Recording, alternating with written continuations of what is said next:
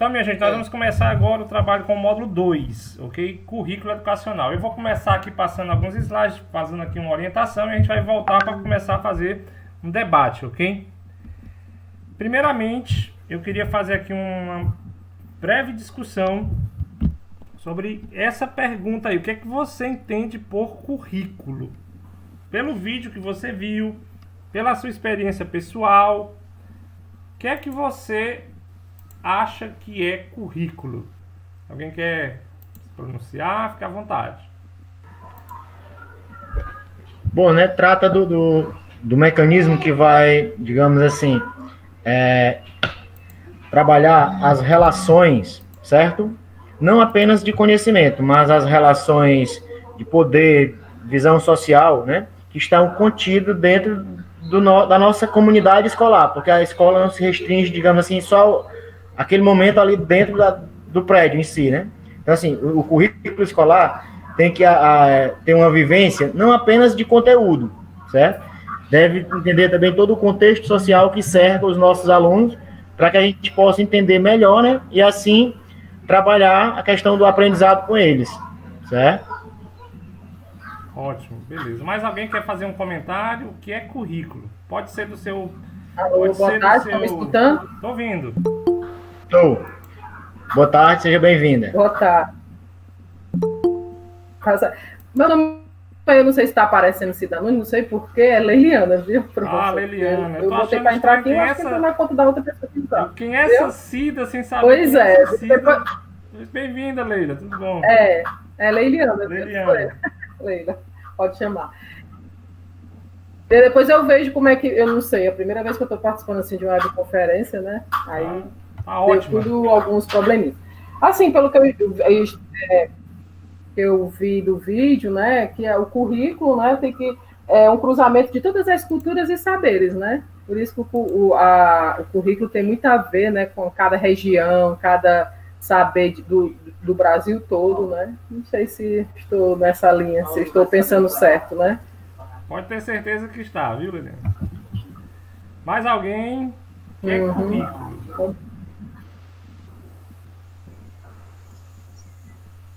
Boa tarde. Oi, Eliel, diga aí, meu irmão. Tranquilo, né? Boa tarde. Pronto. Assim, a minha linha de pensamento, né? Fazer que nem a minha colega aí, Leiliane, não é isso? Isso. Pronto. Isso. É a minha linha de pensamento, né? Posso estar certo, posso estar errado. Você me corrige aí. Currículo, não é isso? Currículo. Pronto. Currículo para mim, no caso, currículo educacional, lógico, né? Não é o currículo vital da minha vida profissional, né? Eu tava querendo ouvir essa risada, viu, Endo? Olha a folga do Eliel, tudo aí no Tucum, aí na área da casa dele, olha aí a folga. Esse é folgado, esse bicho é espaçoso, viu? Só não vou convidar meus colegas para vir para cá, porque a gente não tá recebendo visita no momento, viu? Obedecendo aí a quarentena, mas terminando a quarentena... Galera, isso aí, olha aí, viu? É um convite para depois, hein? Não faltará oportunidades. Isso é um convite para depois, hein? Meus amigos... Tranquilo.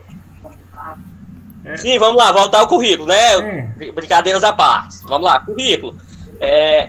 Ele se estende bastante, né? Desde conteúdos, avaliação, aprendizagem. Ele compreende, né? Em geral, o ensino-aprendizagem que a gente transmite nas escolas, né? Contemplando os conteúdos que são obrigatórios, complementado com os conteúdos que são regionais, como citou a nossa colega Leiliane, né? Não se prendendo apenas aos conteúdos programáticos, né? Mas em linha geral, tudo que se aprende dentro da escola, né? Inclusive chegando até lá na avaliação para se ver o aprendizado que teve daquele conteúdo, né? Eu acho que o currículo, ele contempla o todo, em geral, né? Valeu!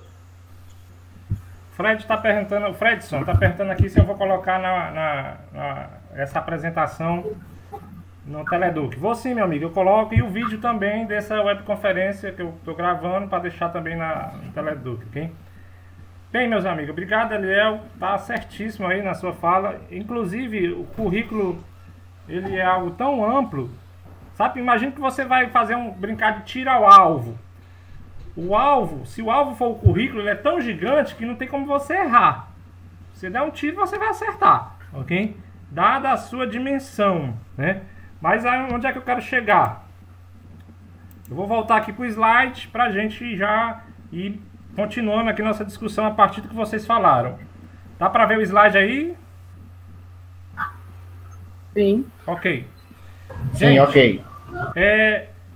A palavra currículo, né, vem de uma palavra do latim que é curriculum. A tradução dessa palavra tem mais ou menos esse significado que eu estou colocando aqui no slide. Abrangência, curso, percurso, ato de percorrer, de correr, né, a caminhada, correr no sentido de caminhada, percurso, certo? Então, quando a gente traz currículo educacional, seria a caminhada da educação, o percurso da educação. Então, se o propósito da educação é fazer o aluno aprender, tudo que está nesta caminhada da aprendizagem é currículo. Então, quando eu digo tudo, por exemplo, a família faz parte da caminhada da aprendizagem? Faz. Então, é currículo. Ela compõe o currículo. As aulas que acontecem na escola colaboram, faz parte da caminhada da aprendizagem do aluno? Então, é currículo.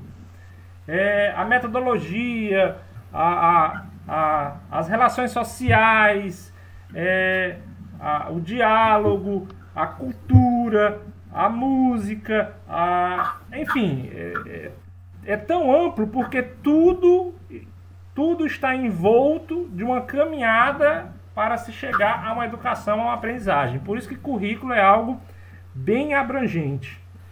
No entanto, a gente vai fazer aqui um trabalho em cima de algumas perspectivas, porque, de fato, quando algo é tão amplo assim, a gente não consegue abraçar ele no todo, ok?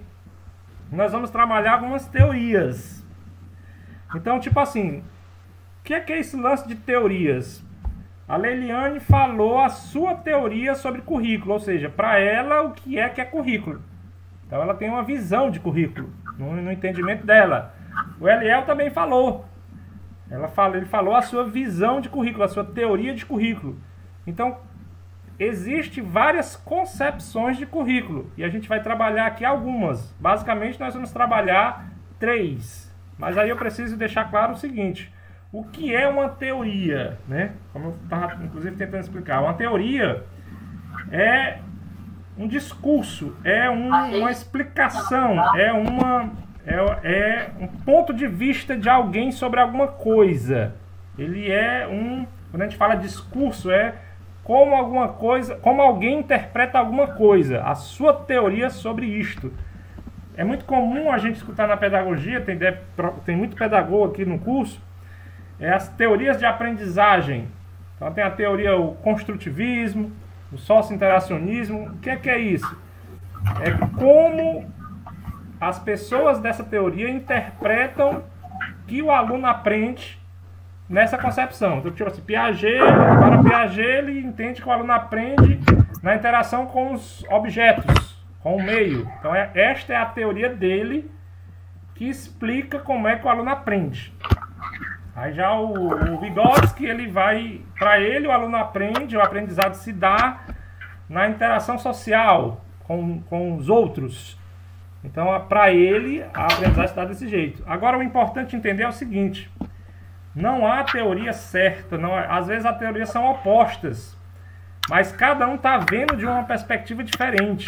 Então, pela perspectiva de quem está vendo, está certa, mesmo que seja diferente da outra. Cada um, na sua perspectiva, está correto, ok? Bem, eu trouxe aqui para ilustrar, por exemplo, eu botei essa frase aqui nesse balão, ó. Que gato maravilhoso. Bem, eu estou falando de gato, mas eu preciso entender que gato é este que eu estou falando. Qual é a perspectiva de gato é esse que eu estou falando?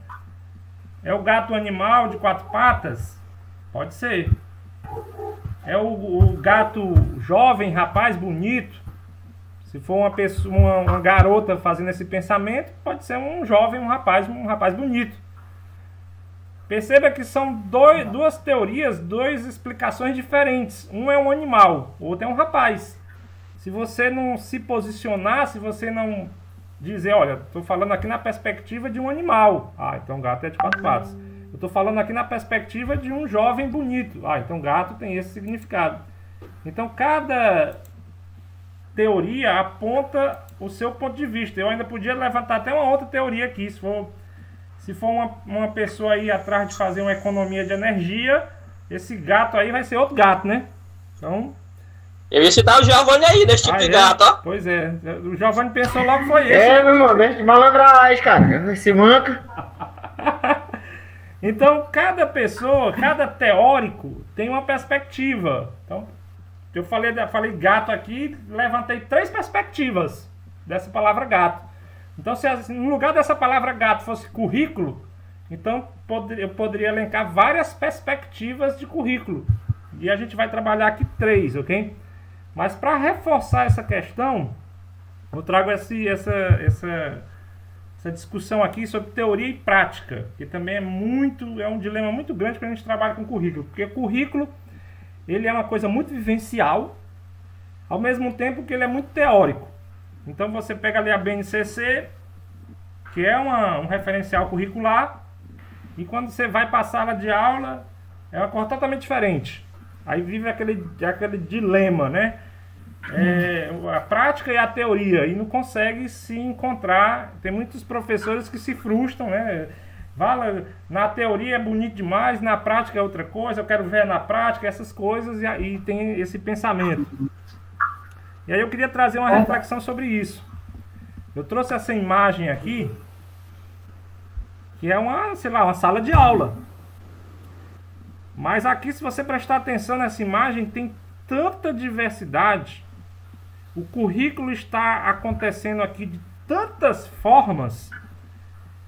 Tem educação especial, tem matemática, tem informática, tem etnias diferentes, tem relações sociais, tem arte, tem música, eu podia passar o dia todo falando de representações da educação que estão aqui nessa imagem. Agora me diga uma coisa, não é possível uma teoria dar conta de explicar tudo isto. Tem teorias que enfocam na informática, tem teorias que enfocam na educação inclusiva, tem teorias que enfocam no meio ambiente, tem teorias que enfocam na educação relacional, afetiva, da língua, da etnia, da cultura, da raça, enfim.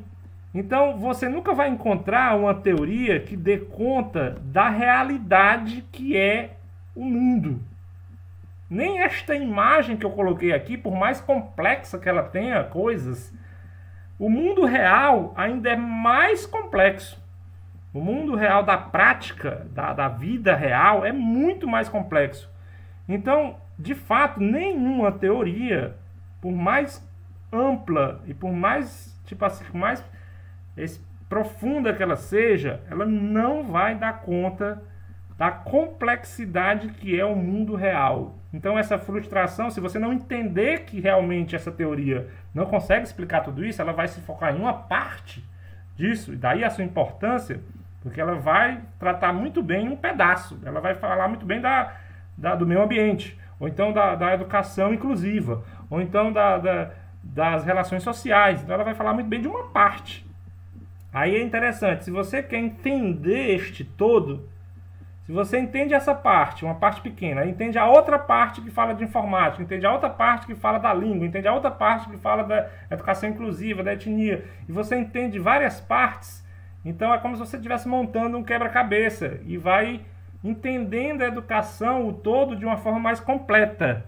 Por isso que é bacana a gente perceber currículo de diferentes formas, porque você começa a entender ele melhor. Ai, meu aluno não aprende por isso. Mas tem esses aspectos que estão sendo envolvidos na educação que você não está considerando. E por isso você acaba se frustrando, porque não está tendo aprendizado assim, assado. Então, daí a importância da gente entender o currículo. A gente não vai conseguir esgotar ele na sua amplitude, mas entender ao máximo até onde ele consegue chegar e compreendendo as suas diversas camadas. Aí você vai ter, digamos assim, já quando você estiver em situações de sala de aula, você vai ter uma melhor compreensão de fenômeno A, o fenômeno B, o menino aprende, aí tudo mais, ok? Então a gente vai trazer algumas perspectivas. Eu acredito que vai ter algumas que vai até surpreender. Nem eu sabia, nem eu tinha essa ótica. Eu nunca tinha percebido isso na escola. Mas tem, ok? E vamos chegar lá. Nós vamos trabalhar 3 perspectivas, que é inclusive a que o vídeo trouxe, né?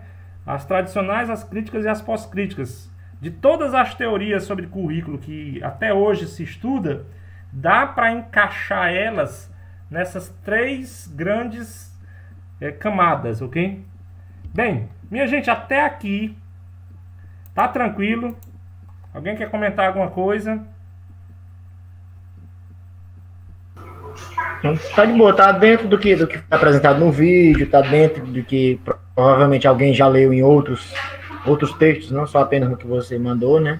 Tá mais ou menos dentro do que, pelo menos para mim, tá dentro do que eu já tinha uma noção do que é currículo. Obrigado, João. Alguém quer fazer uma pergunta até esse momento? Ficou ainda uma dúvida? A gente vai pausando pouco a pouco a apresentação para abrir também, para não se acumulando aí. Agora tá ok, tem problema. Valeu, Claudemir. Pode continuar. Obrigado. Então eu vou continuar mais um pouquinho. Mas quem quiser dar um oi, eu paro, ok? Dá só um oi assim, abre o microfone e dá o oi, que eu dou uma parada e a gente abre um diálogo. Wendel, eu gostei da parte que você falou aí sobre a teoria, ela ser um olhar, né? Então, quando a gente pensa no currículo também, a gente acaba esboçando o nosso olhar sobre ele, porque, como você bem disse, ele é um mundão. Para definir, seria bem difícil até, né? Porque correria o risco de reduzir a infinidade que ele é. Olha, há muito, acho que foi a Flávia que falou, não deu para ver direito, que a minha visão aqui da tela é um pouco diferente, tá bom? Mas se eu estiver enganado, desculpe. Há muitas pessoas, e aí é uma coisa que também, logicamente isso aí é comum, não é que a pessoa errou, não existe isso. Mas há um reducionismo mesmo. Às vezes a pessoa entende que o currículo só é o conteúdo. O currículo liga muito o currículo com o conteúdo que é trabalhado com o aluno. O conteúdo faz parte do currículo, mas ele não é somente ele, o currículo. O currículo é o método que você usa, é como você avalia, é a cultura do aluno, é a política. Política no sentido de política partidária, política educacional, ok? É a família, enfim. Aí é o que a gente já comentou antigamente. Como eu falei até na imagem, ele é muito amplo. Então o currículo está lá, o conteúdo está lá. Mas é muito mais do que isso. Bem, eu vou seguir aqui para as teorias, começar pela teoria tradicionais. Tá dando para ver o slide? Alguém me dá um feedback aí? Tá dando para ver o slide? Tá sim. Ok. Tá jóia, prossiga. Gente, essa é a perspectiva mais comum, que com certeza todo mundo já tem um grande conhecimento prático dela, porque ela é muito vivenciada na escola, muito mesmo, ok? E é o seguinte, basicamente, os estudos sobre currículos, eles já existem desde a década de 30, por aí, mas focado na esfera educação, ele começou a ser investigado muito na década de 50, e esse camarada aqui que eu botei a foto, Ralph Tiller, ele escreveu um livro que é um dos marcos. Eu até comprei esse livro, que eu acho que ele é muito bom aí para entender um pouco dessa perspectiva tradicional de currículo. O nome do livro é Princípios Básicos de Currículo e Ensino. E ele traz uma ideia de currículo mais técnico. Ele é uma concepção de currículo como tipo assim, um caminho. Mas é lógico, currículo é caminho. Mas ele não entende as subcamadas que tem nesse caminho. Não é que ele não entende, ele não aborda, ok? Então, para ele, um currículo vai se dar, e eu simplifiquei bastante, em 3 etapas. Eu botei aqui no slide. Para ele, o currículo educacional, o currículo da escola, se dá com seleção e organização de objetivos de aprendizagem. O que é que eu quero que o meu menino aprenda? Aí eu elenco. Eu quero que ele aprenda isso, aquilo, tal, eu elenco. O assunto tal, a habilidade tal, piriri, pororó, eu elenco. Então, 1, seleção e organização dos objetivos de aprendizagem. 2, execução de processos de ensino objetivando o atendimento aos objetivos de aprendizagem. Então, eu quero que o menino aprenda a ler. Então, eu vou executar processos de ensino que faça com que este objetivo seja atendido. Eu vou dar aula, vou fazer reforço, vou fazer atividades, vou executar ações para atender este objetivo, que é o menino aprender a ler. E o objetivo pode ser qualquer natureza. E depois que eu executo ações, o que é que eu vou fazer? Entre o 3. Vou fazer uma avaliação para medir os resultados de aprendizagem, para saber se houve um aprendizado, se eu alcancei o meu objetivo. Minha gente, esse roteiro, que eu estou aqui chamando de roteiro, é muito comum se você olhar. Basicamente é o que a escola normalmente faz. Ela planeja o que é para aprender naquele ano, naquela série, organiza ações, aula, atividades, dinâmica, coisas dessa natureza, objetivando atingir aquele objetivo, né, aquilo que você espera. E no final avalia do bimestre, avalia no mês, para ver se alcançou, e aí você vai seguindo, repetindo o processo. Perceba que essa lógica é muito presente, é muito comum. E ela já foi estabelecida desde a década de 50. Ok? Meus amigos, até aqui tranquilo, deu para entender esse pensamento do Ralph Tiller?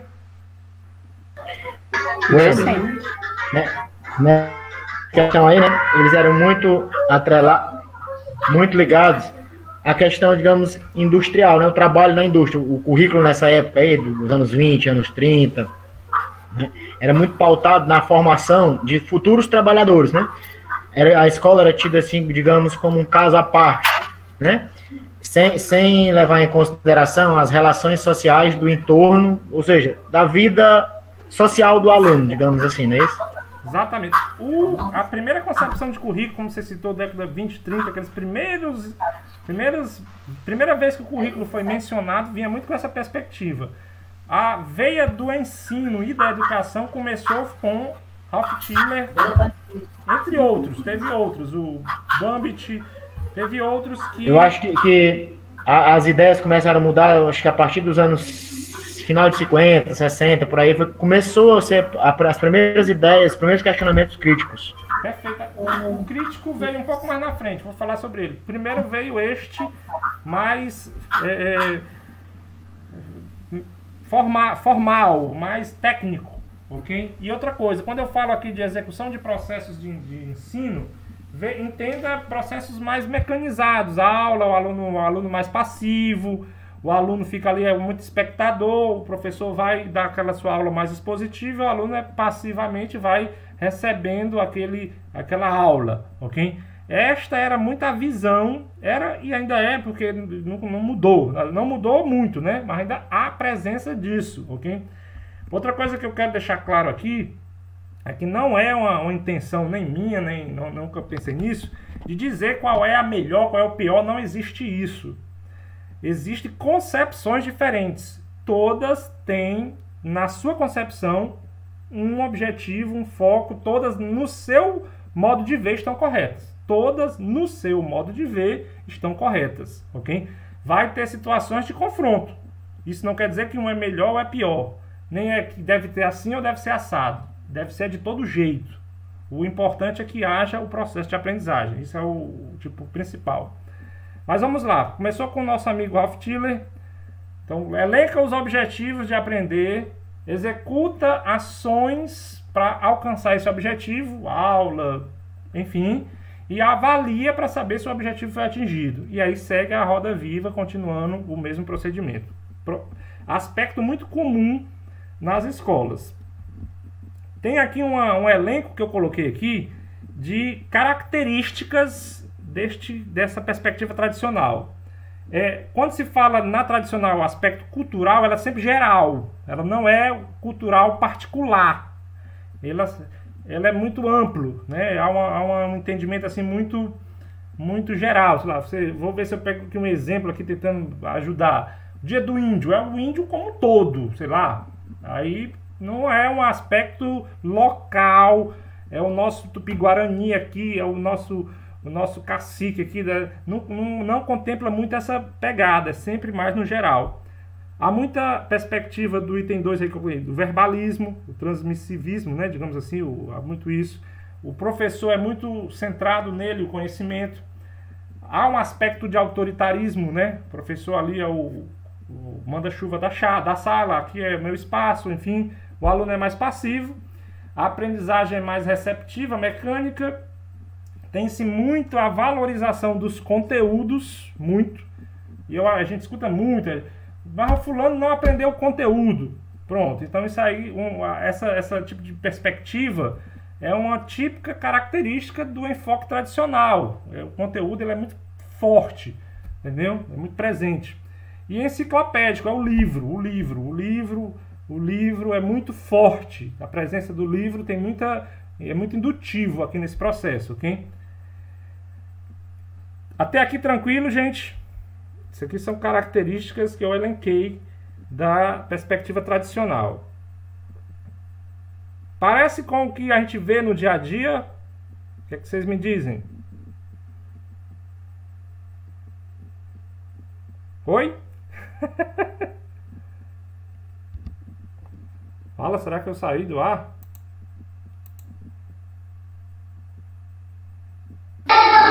Como foi colocado, né, em partes, né? Como assim? É claro que quando a gente está dando aula, a gente acaba sendo um pouco tradicional, um pouco crítico, um pouco de pós-crítica, é uma salada para tentar conseguir esse aprendizado, né, dos nossos alunos. Ótimo. Eu também penso como o Giovanni. A gente não expressa na sala de aula uma coisa única, né? A gente fica experimentando realmente um pouco de cada coisa. Às vezes a gente é mais tradicional, às vezes a gente é mais crítico, para tentar encontrar o melhor caminho para desenvolver o que a gente pretende, né? Perfeitamente.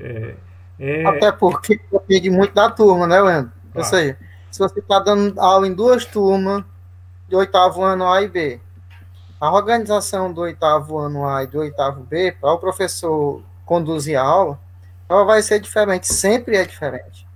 Aí depende muito da turma, a maneira que a gente vai se adequando, conhecendo eles, onde é que eu posso pegar eles aqui e trazer para mim ter domínio.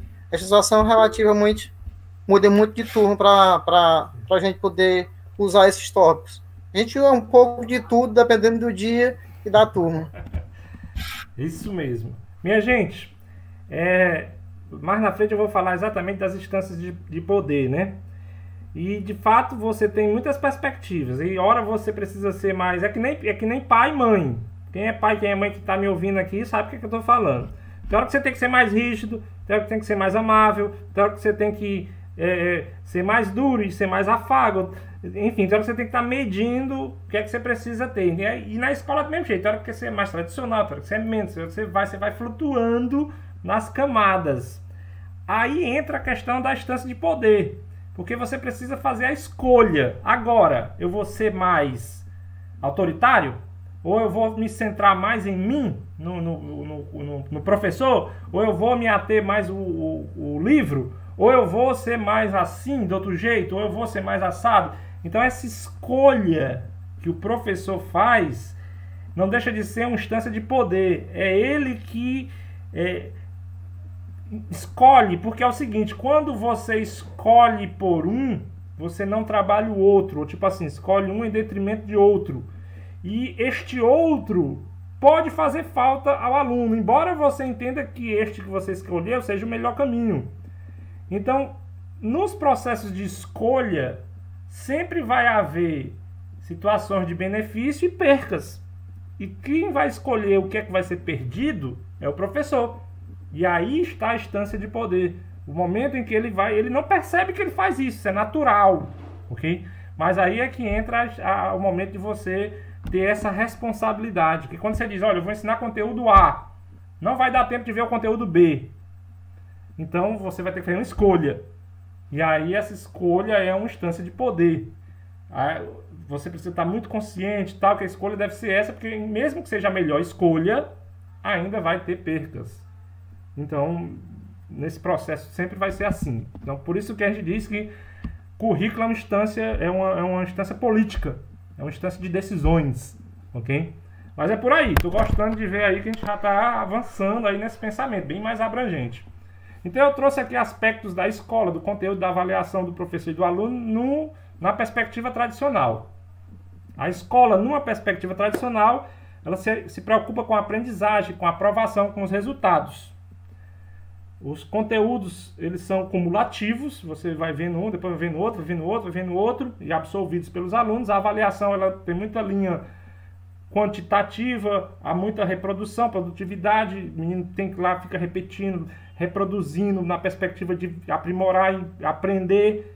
O professor, ele centra o poder, ele usa mais da técnica expositiva, e o aluno, ele está ali para receber o conhecimento, ele é mais passivo. Tem isso na escola? Tem. Isso, como a Flávia falou, e outras coisas. Mas a perspectiva tradicional, ela olha para isso. Então, ela também está certa. Ela não está olhando para as outras coisas, que a gente vai já entrar nas outras coisas. Então, ela foca aqui. Então, ela está certa. Tem isso na escola? Tem. Tem isso e as outras coisas também. Ok? E aí entra muito o equilíbrio aí de onde é que vai pesar mais. Essas palavrinhas finais aqui, para a gente terminar a perspectiva tradicional, eu acho muito bacana, porque sempre vejo essas palavras, enfim, todo mundo naturalmente fala ela. Tipo assim, quem é que nunca falou quanto escola, ensino, aprendizagem, avaliação, metodologia, didática, organização, planejamento, eficiência, objetivos. Então, tá na BNCC, tá no seu plano curricular, tá no livro, tá na secretaria. Então, perceba que essas concepções vêm de uma perspectiva tradicional de currículo, muito presente nos nossos documentos, nas nossas literaturas aí, nos nossos textos, nas nossas representações. Tá errado? Tá não. É a perspectiva, é essa característica. Tem esta e tem outras, ok? Minha gente, alguém quer fazer algum comentário? Eu fechei aqui essa parte de teorias tradicionais, perspectiva tradicional, que é mais comum, é mais do dia a dia. Wender. Diga. Wender, eu me lembrei agora, né, quando eu estudava na terceira, quarta série, as provas, né, de história, geografia, ciências, eu me lembro que eu estudava um questionário enorme, com várias questões, tinha que memorizar todas para poder tentar fazer uma boa avaliação. Eu acho que eu estudei contigo, Flávia, porque é a mesma coisa que eu tô... Eu também tinha isso também. Eu me lembro que eu decorava tudo, o questionário todinho eu tentava decorar para poder tirar um 10 na prova de história, geografia, ciência. Mas o aspecto... Giovanni, até que tu já ensinava, Giovanni. Diga, Giovanni.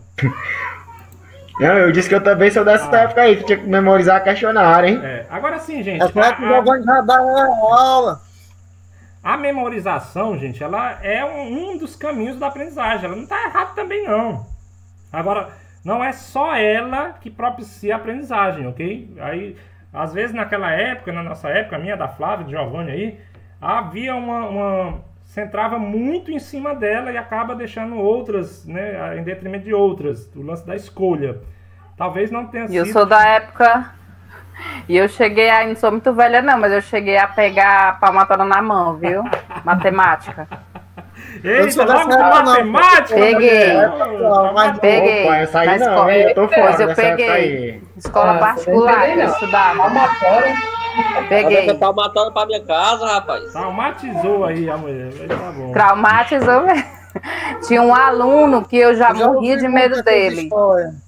Tinha um aluno que ele era expert em matemática e na tabuada, e aí o professor Adilson, que eu nunca esqueço, sempre colocava ele para dar a palmatória na mão da gente. Eu já ficava, quando chegava o dia da aula de matemática, eu já começava a chorar porque eu sabia que eu ia errar a tabuada. Era uma pressão psicológica muito grande. Mas isso aí, esse tempo aconteceu mesmo.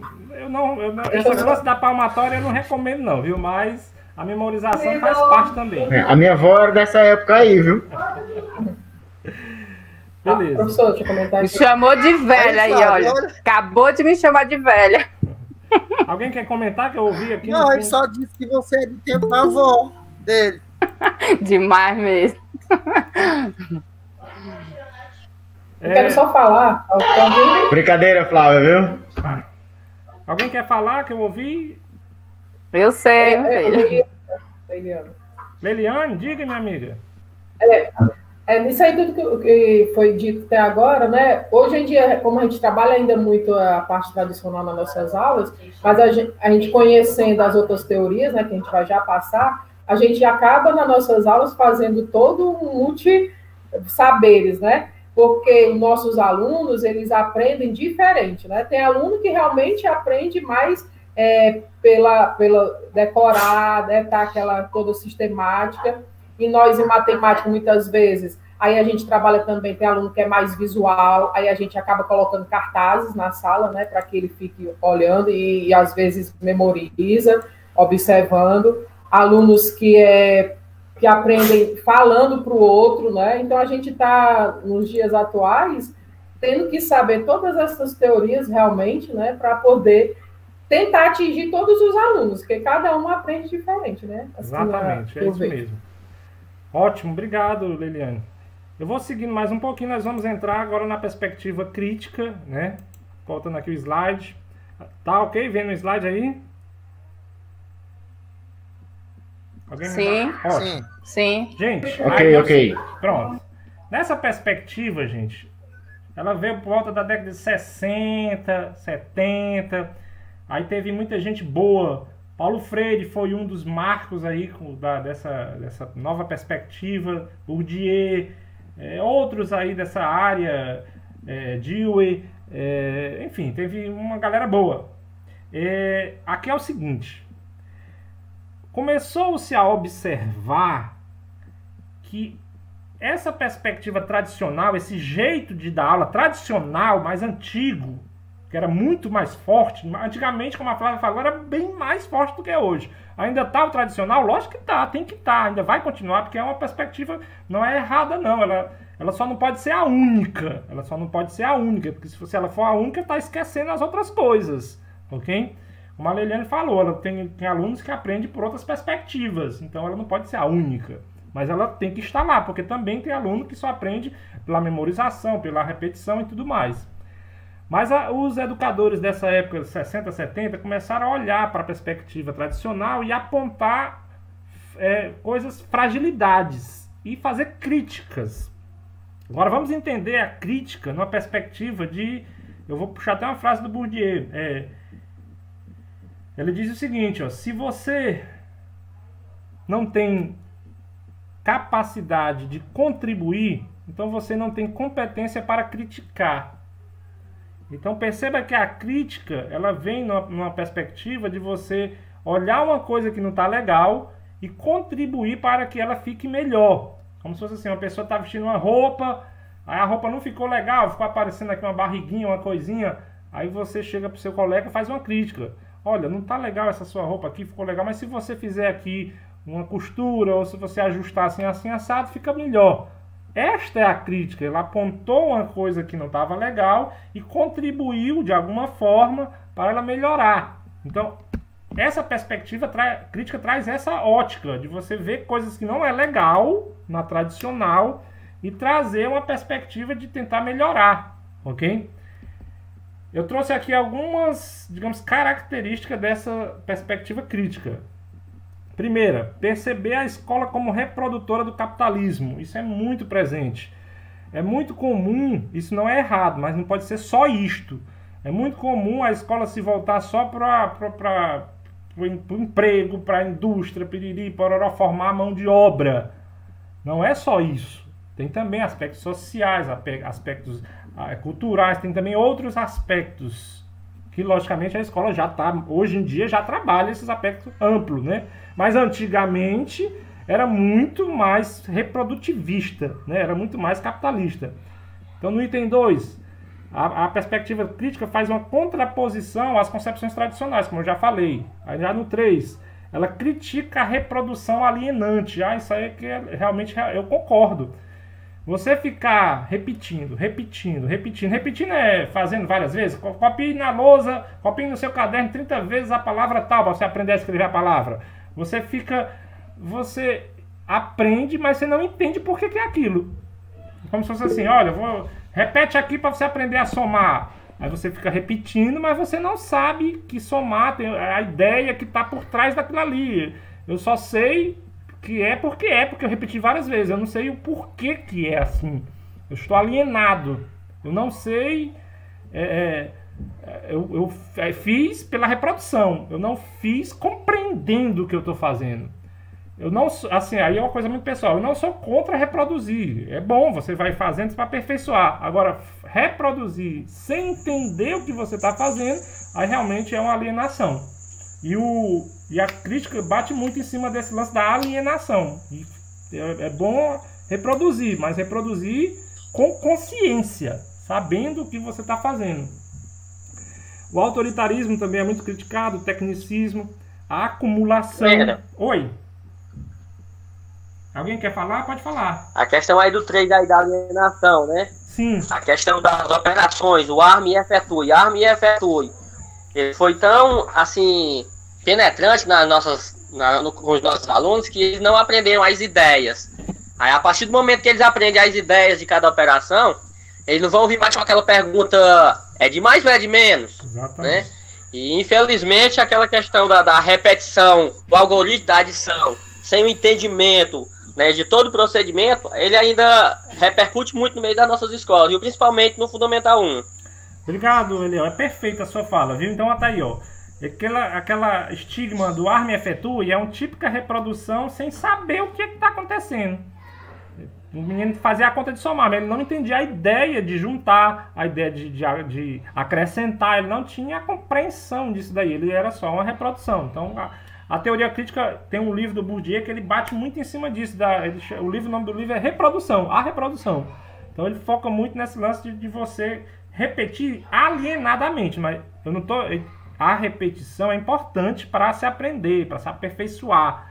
Mas a repetição alienada, eu também concordo que não é bom. Eu acho que é bom repetir, mas repetir com consciência do que está se acontecendo ali, ok? E o ponto 7 ali que eu acho também que é interessante é porque ele se preocupa muito com as desigualdades sociais. Entra muito essa questão porque aí vai muito de encontro com o primeiro.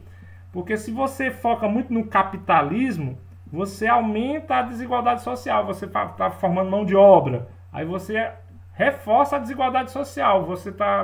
O seu aluno acaba sendo uma mão de obra barata. Hoje em dia já não tem muito esse pensamento, mas na época tinha muito esse lance do industrialismo. E reforçava, o aluno ficava cada vez mais distante das classes mais altas. Ele reforçava essa desigualdade social. Então a teoria crítica bateu muito em cima disso. Hoje ela já é muito comum, no sentido de as ideias já estão bem mais evoluídas, mas no começo ela trazia muito essa concepção. O Paulo Freire foi um que bateu bastante, quando ele lançou a ideia da educação bancária. Essa concepção de que a escola não pode ter essa percepção de o professor ficar jogando o conhecimento para a cabeça do aluno e o aluno só acumulando, sem entender para que serve, se alienando, né? Então ele é totalmente contra o que ele chamava de educação bancária. Foi uma das grandes críticas que ele fez à educação tradicional, perspectiva tradicional alienada, né? Então, se você pegar aspectos bacanas da perspectiva tradicional, ele ajuda bastante. Mas ele tem pontos realmente que podem ser melhorados, que é o que a teoria crítica faz. Ele vê o que é que não está legal e dá sugestões, ok? Uma outra coisa... Wendel. Oi? Voltando para aquela parte anterior, lá do início, a parte do capitalismo, do slide anterior, do 1. Sim. É comum a gente ver isso aí presente na gente. Lembro quando eu fui a primeira semana de aula da universidade, todo mundo no pátio lá, na hora de apresentar os cursos. Sim. Curso de Direito, aí todo mundo pulando, gritando, Engenharia Civil. Aí, pedagogia, professor, bem baixinho a mão. A questão já está incluída a parte da valorização profissional da profissão em si, questão financeira. Exatamente. E coisas que, por exemplo, você vê, tem aspectos da pedagogia que é tão relevante que o capitalismo acaba ignorando, né? O industrialismo... Wendel? Diga. Wendel? Estou ouvindo. Eu queria que você explicasse um pouquinho melhor essa aculturação. Ótimo, que boa ainda pergunta. desse slide aí, certo. Item 6. Ótimo. Por favor. Claro. Gente, a aculturação é quando você nega um aspecto da cultura. Por exemplo, olha que interessante. Os nossos livros, eles até que são bem interessantes, já estão muito melhores do que os livros de antigamente, que já eram muito tecnicistas. Mas ainda assim, vamos supor, você encontra muitos textos nos livros que retratam uma cultura, vamos supor assim, dos brancos. Vou trazer essa lance da cultura branca e cultura negra. E aí, a cultura negra, ou a cultura indígena, ou a cultura quilombola, acaba sendo posta de lado. É como se fosse negada, entre aspas, ou esquecida. Esta lógica é o entendimento da aculturação. É sobrepor uma cultura em detrimento de outra. Então, a teoria crítica, o Paulo Freire, o Bourdieu, eles pregam a enculturação, que é o encontro de culturas. Não há uma cultura maior ou menor, ou melhor ou pior, não importa. Todas são relevantes e precisam ser trabalhadas em pé de igualdade. Nos livros, nas práticas, nas vivências, em tudo, ok? Parece uma coisa óbvia, porque hoje em dia a escola já está com esse pensamento, e é uma coisa bem mais... A escola já evoluiu nessa perspectiva, mas antigamente não. Mas ainda assim, hoje, a gente pega muito... a gente vê muito nos livros, ou alguma coisa dessa relacionada assim, aspectos culturais tendendo para uma, e outras sendo esquecidas. Ainda a gente vê. Às vezes a gente não consegue perceber, mas se a gente olhar com atenção, a gente encontra essa lógica. A aculturação é quando uma cultura se sobrepõe sobre outra, vai colocando ela de lado. Wendel. Oi. O Michel Young, eu acho que é, ele também questiona... Michael Young. Isso, pronto. Ele também questiona exatamente, acredito que seja mesmo nessa linha, quando ele fala que por que ensinar um certo conhecimento ao invés de outro, né, uma certa disciplina acabar se tornando mais importante do que outra. Exatamente, pronto. Quando ele fala assim, que a educação e um conhecimento são inseparáveis com relação à relação social presente no meio que envolve. Beleza. É nessa sua lógica que você falou, só que agora trazendo para o tema cultura. Não na cultura melhor do que outra, tá entendendo? É exatamente o que você falou, da fala do Michael Young, mas na perspectiva da cultura. Isso é a aculturação, ok? Obrigado aí pela contribuição, Giovanni. Flávia, deu para situar melhor? Não sei se a Flávia ouviu. Foi a Norleia. Foi a pergunta. Foi a Norleia. É porque foi a Norleia. Eu tinha pensado que era Flávia. Mas é porque de vez em quando fica o nome da Norleia e a imagem da Flávia. Ou então o contrário. Credo. Oi. Não sabia, não. Nem eu não estava sabendo disso, não. Pois o nome de um e a imagem da outra. Deu para melhorar. Tem hora que tá o nome de um e a imagem da outra.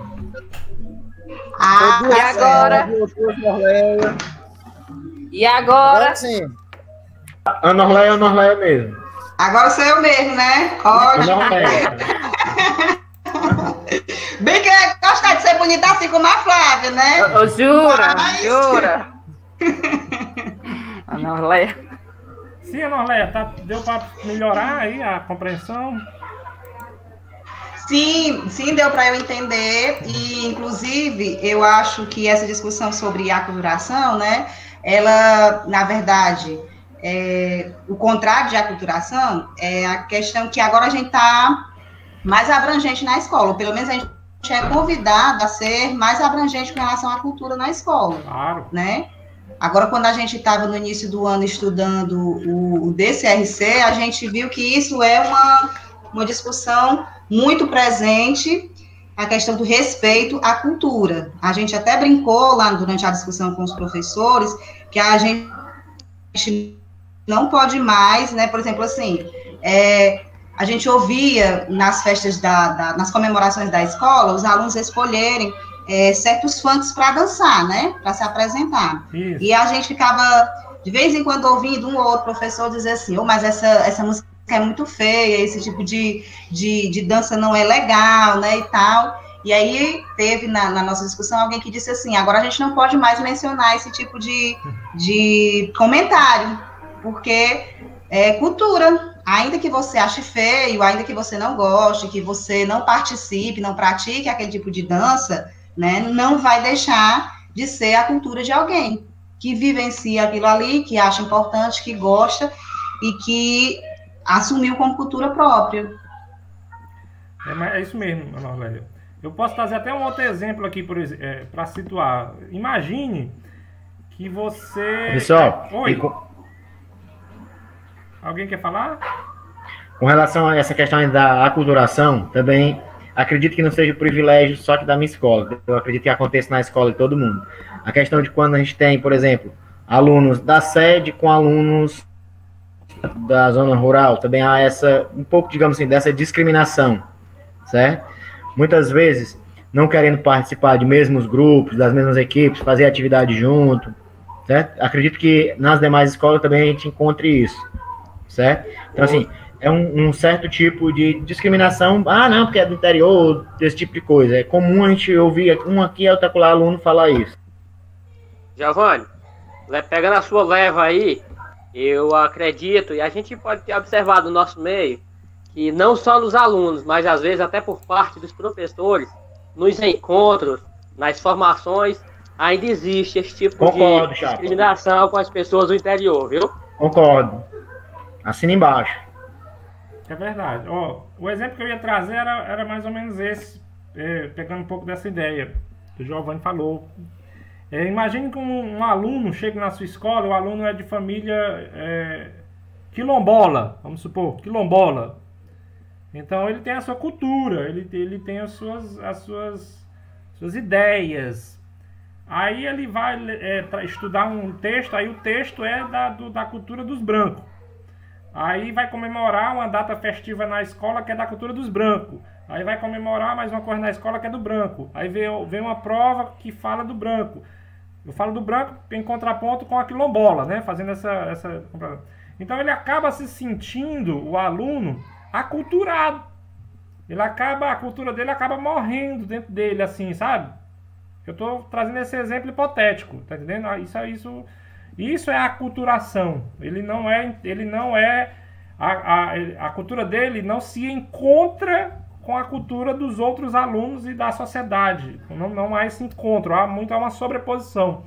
Então essa é a aculturação que o Paulo Freire e outros, principalmente, já acharam que fizeram uma crítica, né? Então, assim, isso ainda é muito presente, né? Como o Giovanni falou, a questão ser do interior ou ser da sede do município, isso realmente acontece, e inclusive com os sotaques na língua, na própria fala. Às vezes a gente percebe que algum aluno ele se inibe ou ele se retrai de manifestar o pensamento dele, porque ele acha que o que ele falar não vai ser legitimado pelos colegas, não vai ser atendido pelos colegas, e a primeira coisa que vai acontecer quando ele abrir a boca é que as pessoas vão rir dele, né? Então, essa aculturação, ela acontece. E, às vezes, o professor, né, e nisso eu me incluo, porque às vezes a gente faz isso até inconscientemente, a gente acaba fortificando isso, né, confirmando isso, né, enquanto que a gente deveria fazer o contrário, né? Olha, mas é muito presente. É verdade. Olha, tem muita coisa que a gente faz sem perceber, né? Às vezes a gente se encontra nessa percepção. Por isso que eu acho bacana estudar um pouco isso, porque a gente vai ampliando o nosso horizonte, abrindo a cabeça para algumas coisas. Agora, se não é que a gente estava errado ou erra, é porque a gente não tinha essa percepção, tá entendendo? Tem muitos professores, eu não culpo os professores. E assim, a gente acaba reproduzindo aquilo que a gente aprendeu, Isso, né? isso, Ainda há pouco, os meninos estavam aí com a Flávia, estava dando depoimento dela, da experiência tradicional que ela teve, né? Então, a gente acaba reproduzindo. Vez ou outra, a gente acaba reproduzindo o que a gente aprendeu. Verdade, Léa. Esses dias mesmo, eu estava insistindo com meu filho, né? Percebi que ele não sabe a tabuada. E eu estava insistindo e procurando assim, meu Deus, por que esse menino não sabe a tabuada? Eu querendo que o menino fosse como eu, né? Que ele cantasse. Palmatória dele.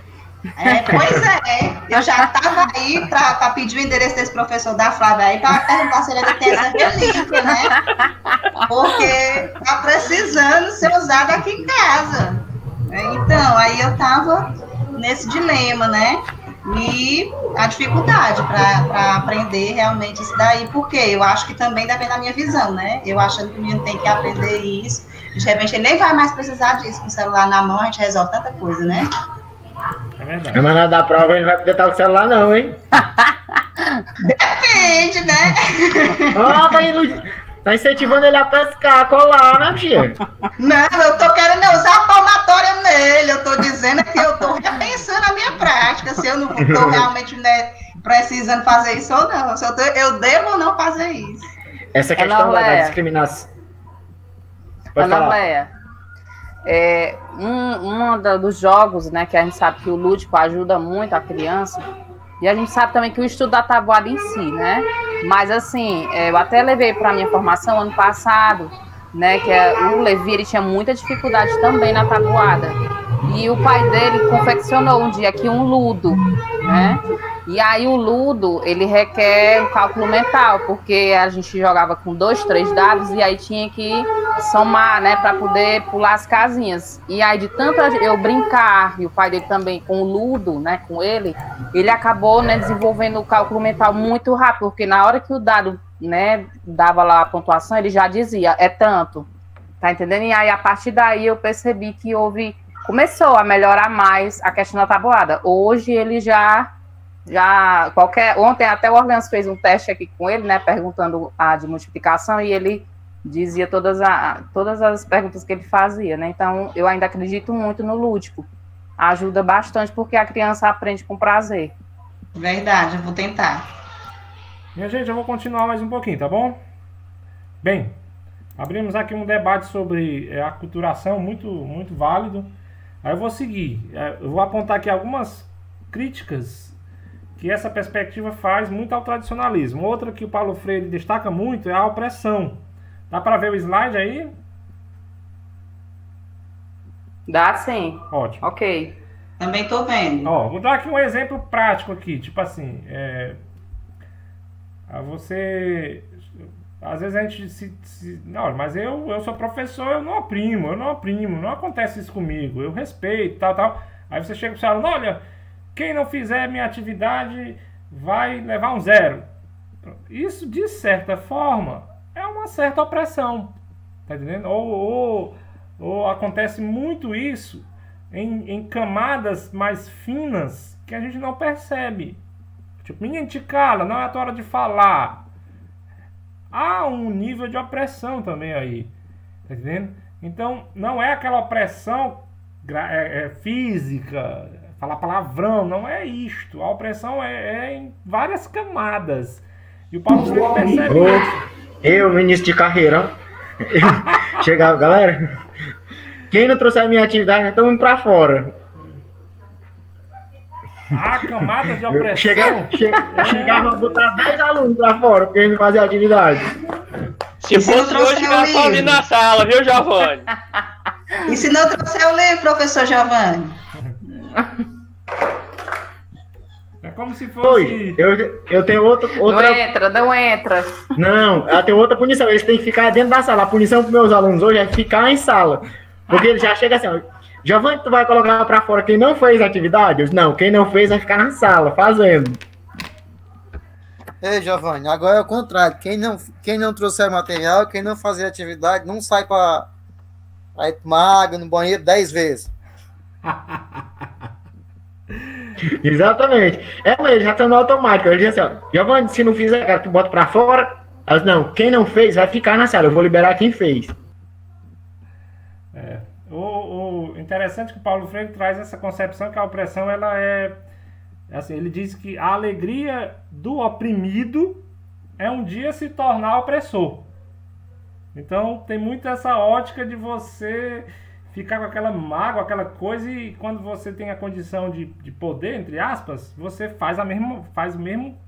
Uma vez, ó, só um comentário aqui. Eu até já comentei com vocês que eu já fui policial uma vez. Um tempo aí, né? Eu tenho muitos colegas policiais, gosto muito dessa profissão. E eu tava dando aula, aí um aluno chegou pra mim e disse, olha, você já foi policial? Eu disse, vixe, fui. Mas, rapaz, será que eu já aprendi esse menino? Fiquei pensando comigo mesmo, né? Aí, não, só que não foi, graças a Deus. Aí ele, olha... Tinha sido o pai dele, tinha aprendido, né? Mas aí eu não, graças a Deus não foi esse episódio. Aí o menino chegou, olha, eu quero ser policial também. Mas, oh, que bacana, pois olha, estude isso, daí dá o maior incentivo. Aí eu perguntei assim, né, sem querer, né? E o menino é daquela pegada assim, bem barra pesada, sabe? Aí eu disse, mas por que você quer ser tanto policial? Ora, pra me dar muita porrada nos vagabundos. Aí eu entendi de realmente dar seguimento à opressão, tá entendendo? É continuar oprimindo, é revidar, né? Eu digo, rapaz, Paulo Freire tinha razão mesmo, né? Então, Paulo Freire... Wendel. Oi. Aí foi você que se tocou que não tinha... Aí foi você que se tocou que não tinha prendido o menino, nem o pai do menino. Só tinha oprimido o pai do menino. Só batido. Só fiz oprimir, né, mas graças a Deus não. Mas tá aí, o Paulo Freire, ele é contra isso. E é interessante que ele... E é um negócio tão assim, que tipo assim, pessoal que acontece muito essas camadas, né? O professor, ou tipo assim, o diretor, ele cobra, aí o professor cobra, aí o aluno chega em casa e o pai cobra, aí tem muito esses níveis de opressão, assim, sabe? De uma escadinha, certo? E ele traz muito essa lógica de romper, quebrar com essa corrente, tá entendendo? Essa corrente. Aí agora o pensamento dele é um tanto assim, é muito evolutivo. Eu não sei nem se a sociedade tem essa capacidade ainda, né? Como eu citei aqui essa frase aqui, ó, todo oprimido que não toma consciência de sua realidade acaba por se tornar um opressor. Como foi o exemplo desse aluno que eu falei que quer ser policial, né? Ele é oprimido, mas ele não tem consciência e ele quer ser opressor. E para quebrar essa corrente, olha a lógica que o Paulo Freire traz, ó. A grande tarefa humanista dos oprimidos é libertar a si, ou seja, não dar seguimento a essa corrente, se libertar individualmente, e a seus opressores, libertar a si. Ao se libertar a si, os seus oprimidos vão estar livres, né? Não há opressão para frente. Mas não acaba aqui. Ele tem que libertar quem o oprimiu. É chegar para a pessoa que está o oprimindo e despertar nele a consciência. E assim a corrente regredir e não haver opressão. Tá entendendo? Gente, isso é muito evolutivo na perspectiva de que, poxa, isso é um pensamento muito avançado.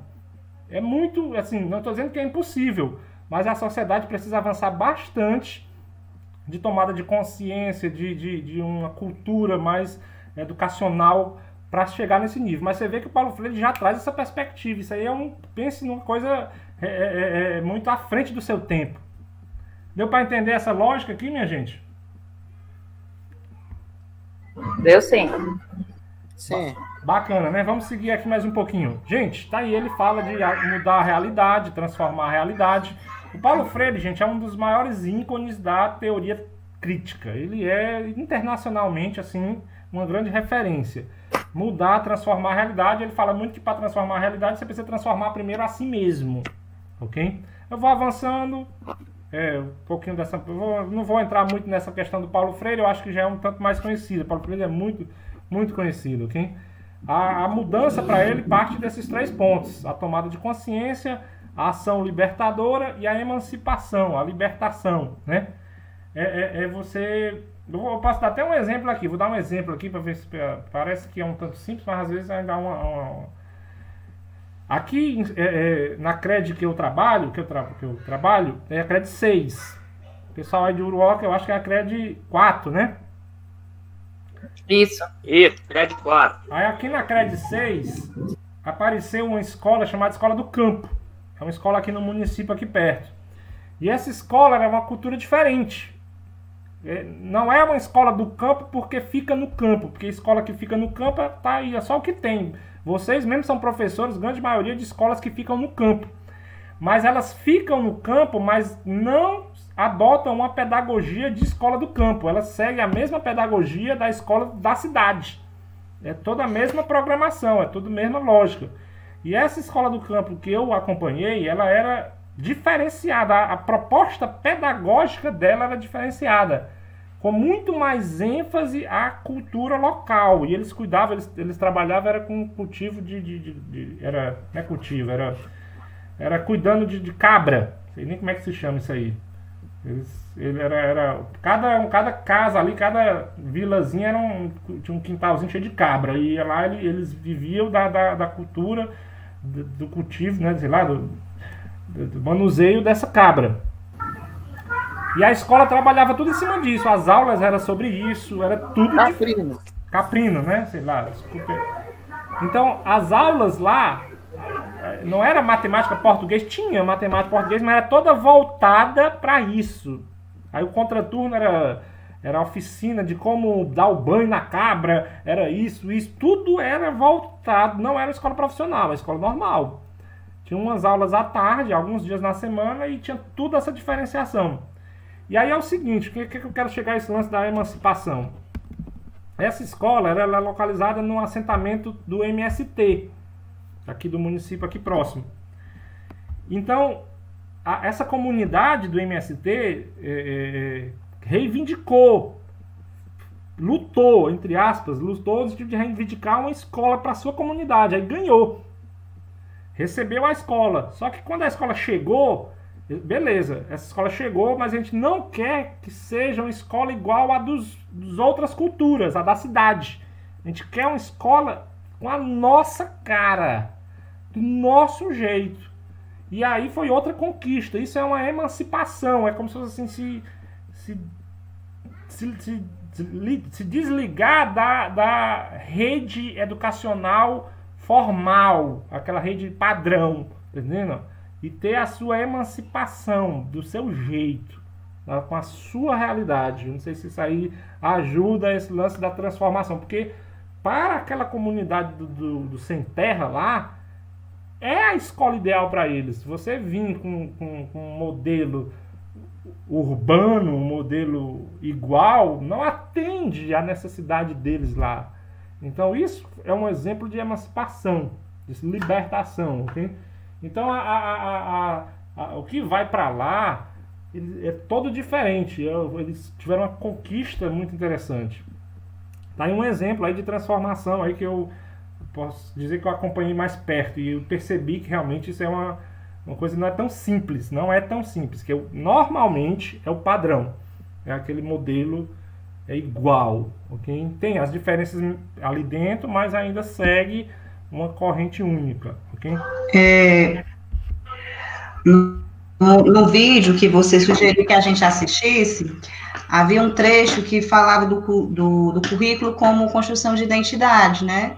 E esse exemplo que você coloca aí, da escola, né, com a cultura do campo, com a cultura agrícola, pecuária, né, é uma construção de identidade. Eles quiseram desenvolver nessa escola um currículo que fosse de acordo com a cultura deles e criasse essa identidade com as pessoas que estavam lá, né? Exemplifica esse ponto do vídeo. Perfeitamente, viu, Mica? Obrigado demais. Ótimo. Ainda bem que eu acho que está dando para entender. Eu vou avançar mais um pouquinho. Um outro aspecto que é muito criticado por essa perspectiva, que chama de performatividade. Quem trouxe muito essa ideia foi o Steve Ball. Eu botei aqui algumas palavras, ó.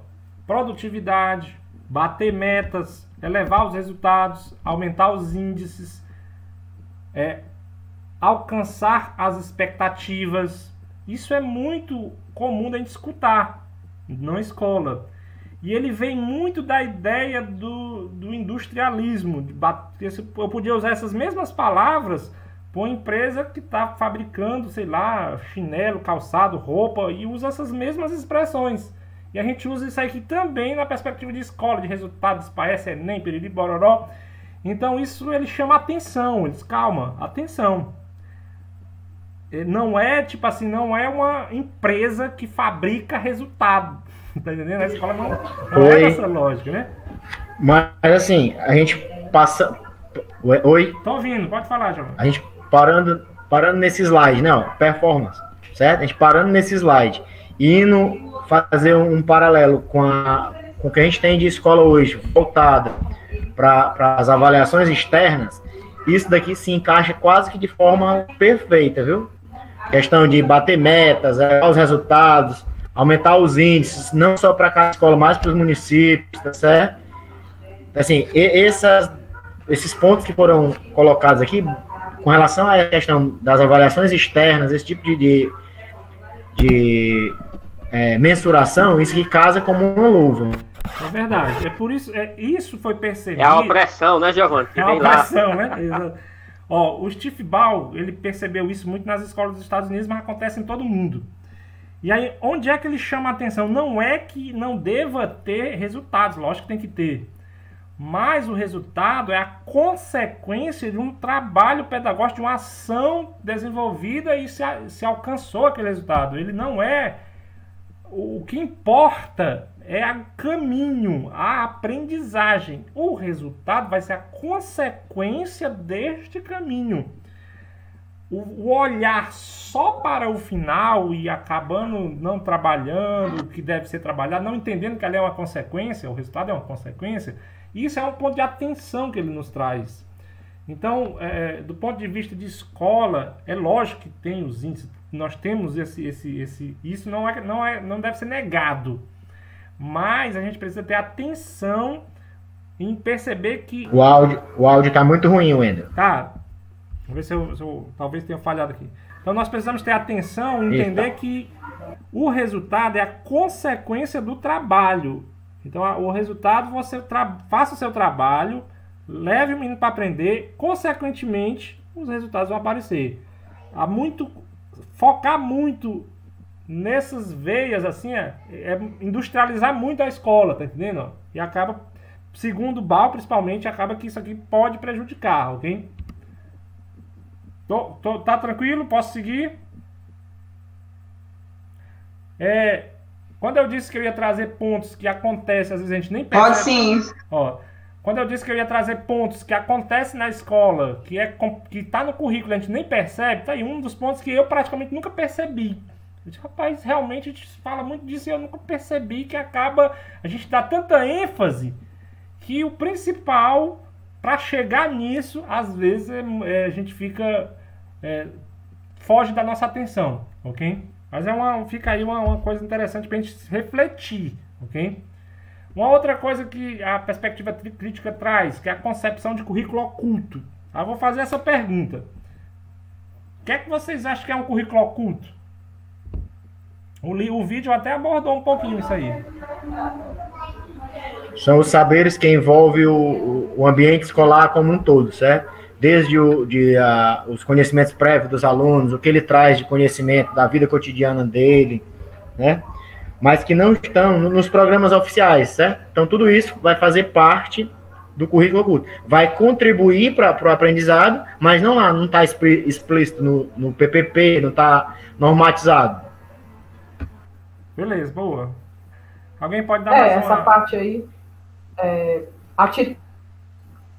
a parte da atitudes, valores, quando a gente vai uma atividade de grupo, né? Eles sabem que já vão ter aquela atitude de formar os grupos, de não, vamos dizer, excluir os colegas, já estão trabalhando, né, o currículo oculto, né? Relações hierárquicas, né? Saber esperar o outro se expressar, falar, né? Tudo isso aí é trabalhado dentro do currículo oculto, né? Que não está escrito, né? Não vem relatando, mas é as atitudes, né, os valores que a gente vai trabalhando com eles, né? Boa. Gostei, obrigado. Mais alguém? Vou chegar já nesse lance que falou, atitudes. Fundamental. Bem, então eu vou trazer minha contribuição. Minha gente, na vida da gente, não é só na escola não, na vida social, dentro de casa, na sociedade, na comunidade, nós estamos constantemente aprendendo. E esse aprendizado, ele geralmente não é explícito, né? E é este aprendizado que dentro da escola, acontecendo dentro da escola, que se chamamos de currículo oculto.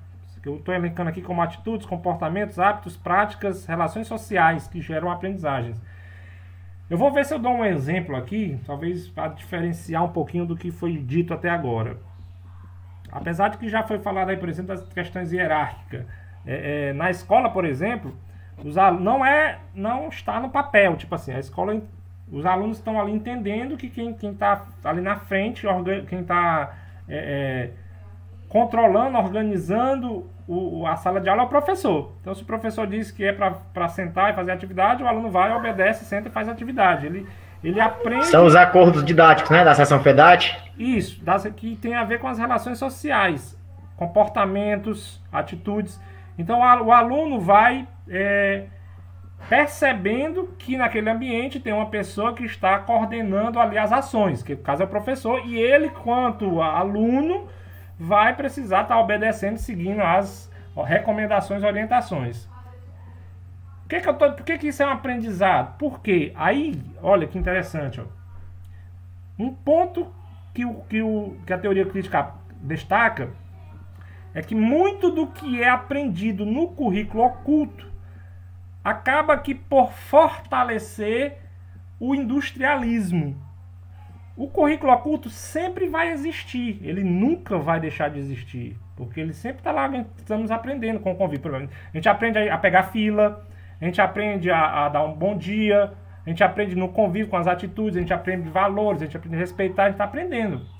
Mas o que ele chama a atenção é que tem muitas aprendizagens que favorecem e acabam enaltecendo o aspecto industrializado, o aspecto do capitalismo. Quando o aluno percebe que ele, no momento da sala de aula, deve obedecer ao professor, ao ir para o mercado de trabalho e for trabalhar numa empresa, numa loja, em qualquer coisa, um comércio, ele vai perceber a mesma relação, que ali vai ter um gerente, vai ter um patrão, vai ter uma coisa que vai submeter a alguma orientação, um comando, uma ordem, uma coisa dessa natureza, e ele vai seguir. Então perceba que o comportamento que acontece na escola se assemelha ao comportamento que acontece na sociedade, principalmente a sociedade capitalista. E há este aprendizado. Então ele está aprendendo ali na escola porque ele vai estar reproduzindo mais na frente numa sociedade, num âmbito capital. Okay? Então isso é uma coisa que a perspectiva crítica vê muito, essa ótica. Vou até trazer um outro exemplo aqui. O pessoal já teve uns colegas que já me criticaram porque eu falei esse exemplo, mas eu vou falar também. Me criticaram assim: rapaz, mas tu tá exagerando. Eu disse, não, mas eu vejo assim também, calma aí, eu tenho essa ótica. Depois vocês me dizem aí, se eu tiver exagerando, vocês me dizem também, viu? Bem, nós temos uma juventude atual. Vocês são professores, conhecem a juventude hoje em dia. E a juventude de hoje tem o seu jeitão, suas roupas, seu cabelo, toda a sua cultura. E aí essa juventude, ao ir para a escola, ela expressa essa cultura na música, como a Orléia falou, no hip hop e tudo mais e tal. Na forma de falar, enfim, isso acontece. No entanto, esses jovens, eles precisam estar dentro da escola uniformizados, vestindo uma farda. O uniforme escolar, vamos imaginar um uniforme escolar. Aí coloque de um lado uma roupa de um adolescente, jovem, aquela roupa bem descolada. E coloque do outro lado um uniforme de uma empresa, de um comércio. O uniforme escolar, ele está mais próximo da roupa do jovem, do jeito do jovem ou do jeito da empresa? O que é que vocês acham? Da empresa, cara. Pronto. Da empresa.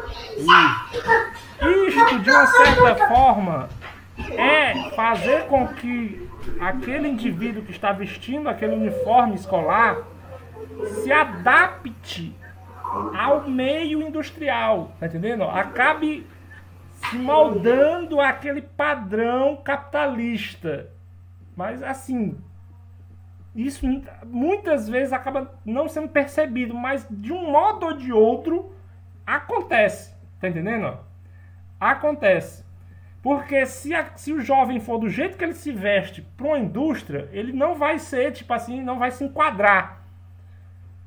E a escola não ensina isso, ele vivencia isso no seu cotidiano e vai fazendo com que aquele indivíduo que está crescendo, aprendendo, vá se adaptando a este mundo capitalista no modo de vestir, no jeito, no cabelo, na forma de falar, nas atitudes, nas ações.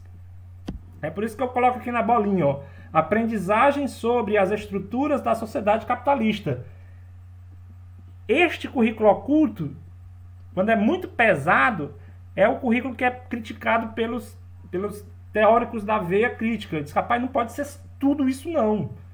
Lógico que tem que ter farda, lógico que tem que ter isso, mas quando você enfoca muito a pegada capitalista e acontece aí a aculturação, acontece isso, onde ele vê aí que é um aspecto negativo do currículo oculto. Agora, ele sempre vai existir, de um jeito ou de outro, seja para o capitalismo ou seja para alguma outra coisa, ele sempre vai existir. Deu para entender aí, gente? Não sei se eu viajei na maionese. Agora eu estou aberto aqui, quem quiser comentar, achar que eu exagerei. Ô, Wendel. Oi. Se duvidar, os alunos pegam o uniforme escolar e fazem alguma modificação e levam para a tendência de moda deles, viu? Se a escola aceitar. Eu sei. É o lance da cultura que foi falado antes. Eles querem se expressar. E há essa adaptação. Mas você é contra o uniforme? Não, eu só botava na hora. Agora sim, despertar essa consciência, entender os processos, é uma coisa que a escola precisa estar sempre trabalhando e que ela já trabalha, né? Mas ter essa consciência é importante. Quem alguém quer comentar mais alguma coisa? Eu também posso estar enganado. Se alguém discorda, eu não acho que sou o dono da verdade. É uma perspectiva que eu observo. Não só do uniforme, mas de outras ações que acontecem. Não só na escola, na sociedade. Na sociedade também. Na sociedade acontece isso. Dentro de casa acontece isso. Ok? Posso seguir? Alguém quer comentar? Só tudo desligaram o microfone, desligaram e foram dormir. Pode seguir, prossiga. Ainda estamos aqui. Bem, estamos aqui. Estamos aqui firme e forte, professor. Pode continuar. Ok. Eu vou falar aqui mais um aspecto. Esse aqui eu achei fantástico. Pode continuar. Eu disse que ia trazer umas perspectivas que você ia sentir assim um pouco, mas é isso mesmo, para refletir. Olha, tem um camarada chamado Basten. Ele traz uma perspectiva que ele viu que eu nunca imaginei que isso acontecia, mas depois eu percebi que isso acontece. Ele lançou aí alguns conceitos e analisou e percebeu que isso acontece na escola. Eu vou trazer alguns. Um que ele chama de classificação do conhecimento. E ele elenca uma classificação mais alta ou mais baixa. Então, se você faz o conhecimento acontecer na escola de forma disciplinar, aula de matemática, terminou, agora aula de português, terminou, agora aula disso, disciplinar, separado em disciplinas, então a classificação é alta, você está classificando o conhecimento. Mas quando você adere àquela perspectiva transdisciplinar, a coisa fica se... essa aula é de quê mesmo? Não, essa aula é de tudo. Essa aula envolve matemática, química, isso aqui. Quando você, hoje em dia não é aula primeiro tempo, segundo tempo, hoje em dia a aula é aqui num pátio, uma palestra sobre isso. Nessa palestra tem matemática, português, está tudo envolto. Então você está trabalhando uma perspectiva transdisciplinar. Então a sua classificação é baixa, Você está classificando pouco. Então a escola ora classifica muito, ora classifica pouco. O professor ora classifica muito, ora classifica pouco. O professor ora ele dá, não, agora é geometria, não, agora é álgebra, não, agora é continha, agora é somar, agora é subtrair. Ora classifica muito, ora classifica pouco. E continua. Um aspecto do controle. Se o professor é muito rígido, então ele tem mais controle. Ele controla mais. Olha, agora só em 10 minutos para fazer a continha. Rígido, mais controle. Quando ele é muito flexível, é muito aberto, ele menos controle, tem menos controle. Então, controle com relação aos meios. Se for mais rígido, é mais. Isso serve para a escola. Se a escola é mais rígida, ela tem mais controle. Se a escola é mais flexível, tipo assim, quem não entrar tal hora, não entra mais. Rígido, tem controle, sabe quem entrou, quem não entrou. Não, pode entrar, sair, ficar à vontade, é menos flexível, então ela perde o controle. Isso acontece também em sala de aula, escola, a toda hora. Um outro aspecto que ele fala é o enquadramento, da sistematização do conhecimento. Se o professor centra o conhecimento nele, ele vai saber enquadrar melhor, ele vai sistematizar o conhecimento. Agora, primeiro você vai fazer a adição, para depois vir a subtração, para depois vir a multiplicação. Ele vai sistematizar mais o conhecimento. Mas ele pode fazer o conhecimento ser centrado no aluno, e o aluno aprende do jeito dele. Se ele quiser aprender primeiro a multiplicação, para depois aprender a adição, ele fica ali do jeito dele. Então, ele enquadra menos. Isso também acontece em sala de aula toda hora, mais, menos. E aí vai. Um outro aspecto que ele vê é a instância de poder. Se o professor é mais autoritário, ele tem mais poder. Eu escolho aqui qual é o que a gente vai trabalhar hoje. Eu escolho o jeito da minha prova. Eu escolho a minha metodologia. Mas se ele dá autonomia, ele tem menos poder. Entendeu? Como é, gente, que vocês querem que a gente faça avaliação hoje? Vai ser autoavaliação, vai ser prova escrita, ele deu autonomia, então ele tem menos poder. E onde é que eu quero chegar nisso? A hora os alunos vão dizer, olha, professor, pesquisada no celular. Pois é, não sei. Mas, assim, perceba que quando tem autonomia, menos poder. Mas eu garanto que você, Giovanni, às vezes foi, não, mas a gente precisa dar autonomia para o aluno. Então, ao dar autonomia, há uma perca de alguma coisa, há uma perca do poder. E aí entra a grande questão. Quando você... a gente precisa ser transdisciplinar. Então, se você vai ser transdisciplinar, você tem uma classificação baixa. Aí afeta no poder, porque você vai precisar diminuir o poder. Quando você diminui o poder, você perde o controle. Aí você precisa aumentar o controle. Aí quando você aumenta o controle, você precisa subir o poder. Aí você precisa disciplinar mais. Aí você precisa fazer um enquadramento melhor. Perceba que tem uma matemática acontecendo ali, equalizando as coisas que toda hora a escola fica fazendo, encontrando a melhor forma de ter um tipo de poder com um controle que ele consiga dar também autonomia ao aluno, que tenha uma sistematização, que o aluno seja ativo também no processo, mas que ele não seja tipo... do jeito dele, que tenha uma classificação onde eu consiga me organizar os conteúdos. Então a escola vivencia esta eterna sobe e desce de instâncias de conhecimento e análise curricular acontecendo constantemente, e muitas vezes o professor diz assim, mas o coordenador pediu que eu fizesse uma aula ativa.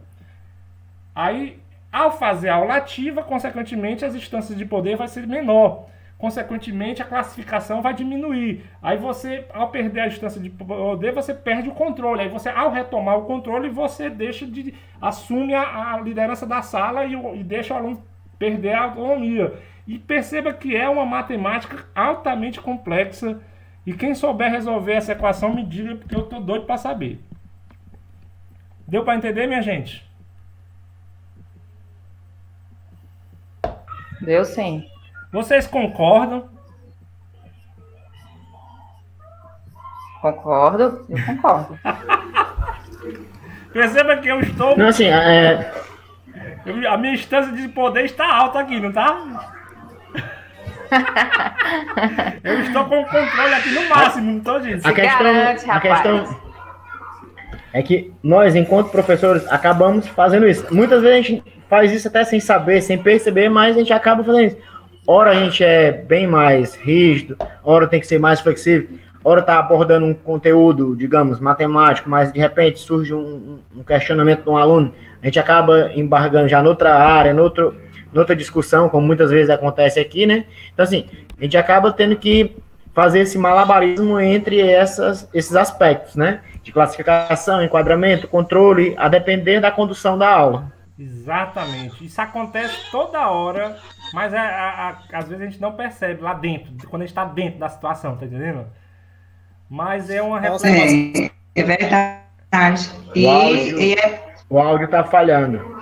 É o que vem da escolha, né? Quando você escolhe uma coisa, você aceita ganhar alguma coisa ou perder outra, né? É o que acontece com essa equação que você está colocando aí. Exatamente. Você escolhe uma coisa, vai ficar sem a outra.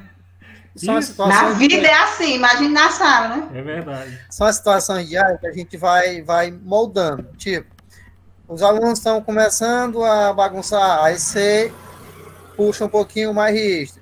Eles estão controlados demais, aí você dá uma afrouxadazinha, eles começam a tomar essa balança que vai subindo, descendo diariamente, e você não consegue, digamos assim, vai natural, é um processo natural. Na sala de aula a gente vai se moldando de acordo com o que eles vão ficando à vontade demais, aí você puxa um pouquinho. Eles estão muito presos, aí você solta um pouquinho. Aí e de acordo com a turma, né, Claudemir? Como você sempre coloca, é sempre de acordo com a turma também. Isso. Uma turma nunca é igual à outra. As situações são diárias. E é incrível. E diferente cada situação que você tá bagunçado aí. A imagem da Cida tá no nome do Claudemir, viu? Tá meio bagunçado. Eita. É isso mesmo. Mas tá bom, vai ter lá. Agora tá tudo bem, viu, amor? Agora flexibilizou demais. Mas tem alguém que quer falar? Não sei se é a Leiliane. Sou eu, Leiliane. Eu queria comentar que até os nossos alunos, né, eles já conhecem todo o seu estilo, né, cada estilo do professor, né? Eles sabem, entrou a professora de matemática, já sabe que ela é assim, gosta assim, até as cadeiras, eu gosto do tipo de uma cadeira de um jeito, aí depois entra o professor de português, já gosta da sala de outra maneira. Então, eles já se conhecem tanto, né, o estilo, os acordos também, tipo, na minha aula, bateu, eu fico esperando 10 minutos, 15 minutos, e eles pedem licença e vão entrando. E na outra aula, o professor já não deixa, né, entrar. Então, eles já conhecem tanto o estilo de cada um, né, que a gente vai exatamente moldando com o tempo e os acordos, né, como a gente falou, a gente estudou no módulo 1, que a gente já faz no começo do ano. Então, eles já vão conhecendo os professores e esses, quanto mais, menos, né, eles já vão percebendo. Ótimo. Bem, tá aí um aspecto que eu também me surpreendi bastante, porque nós vivenciamos isso e às vezes não percebe. Mas tá lá, ok? E não há equação, não há fórmula mágica para isso não, viu? A balança fica toda hora se movimentando. Gente, eu vou seguir mais um pouquinho, eu acho que a gente já comentou até bastante, eu vou citar aqui os pontos que a gente citou. No aspecto da escola, na perspectiva crítica, o espaço é socializador de saberes, há um diálogo, há isso aí. O conteúdo, a ênfase é nas transformações sociais, a avaliação ela é mais reflexiva, crítica, a relação professor-aluno ela é mais interativa, ambos são sujeitos ativos, tanto o professor tem participação, o aluno tem participação, a caminhada na aprendizagem é o mais importante, é a caminhada, ok? E o aluno é cada vez mais participativo. Perceba que isso daqui tem na escola de hoje, ó, e muito. Tanto tem a anterior que eu falei, como tem esta. Hoje em dia a escola está muito mais aberta, viu? A gente encontra muito dessas características que a gente falou hoje. Aí tá aqui as palavras que já são presentes aí na teoria crítica, né? Reprodução cultural, que na verdade ele critica, né? E social, o poder, as classes sociais, o capitalismo tem muito esse olhar e olhar crítico. As relações de produção, conscientização, emancipação, currículo oculto e resistência. Algumas dessas frases, essas palavras que eu citei, é a atenção que a teoria crítica faz com que a escola reflita sobre. Refletir sobre a desigualdade social. Opa, Refletir sobre as relações de poder no âmbito do capitalismo, ou poder no âmbito social, poder, como a gente falou aqui, poder de escolha, ok? E é isso. Alguém quer falar mais alguma coisa das teorias críticas? Eu vou fazer a última, ela mais rápida, viu? Posso avançar? Alguém me dá um retorno Sim. aí? Posso avançar, né?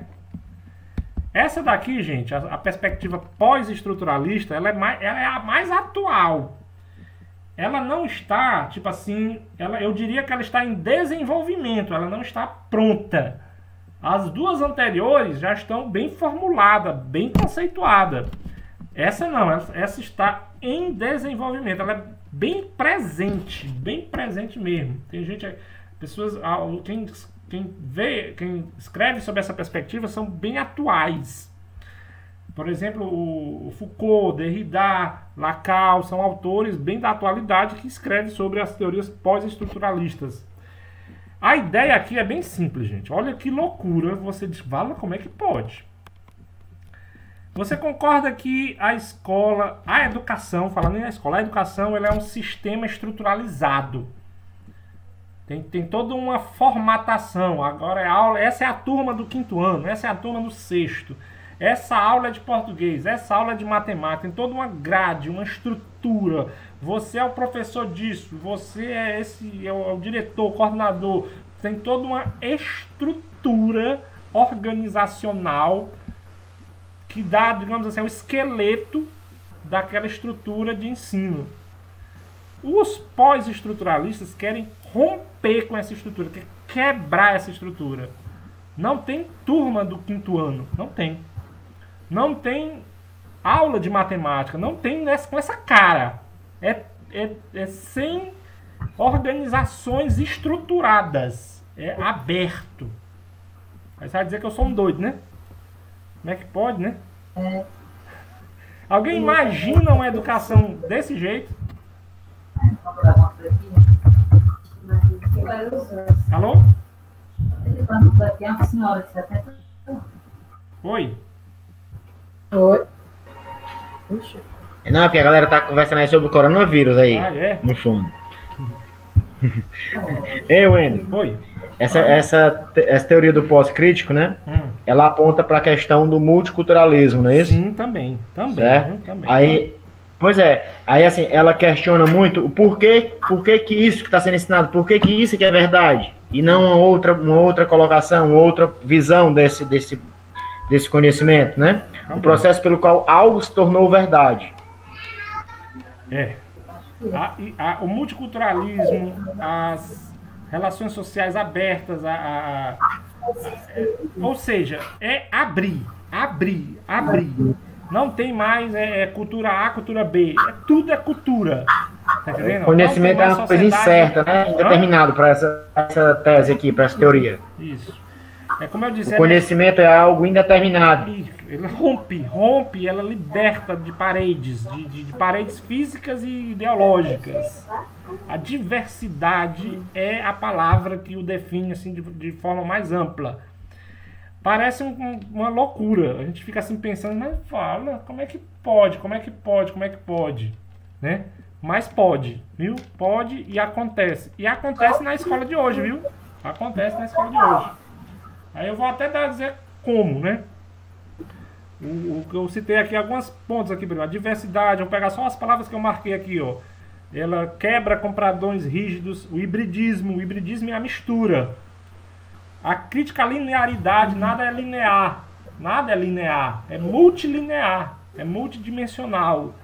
Nada é estático, parado. Tudo muda.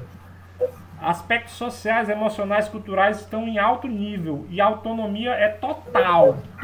Você é autônomo. Entendendo? Vou dar um exemplo aqui para vocês. Não sei se vocês conseguem me acompanhar. Eu conheci um colega na faculdade que ele fez um sanduíche. Sanduíche é quando você vai fazer uma pesquisa em outro país.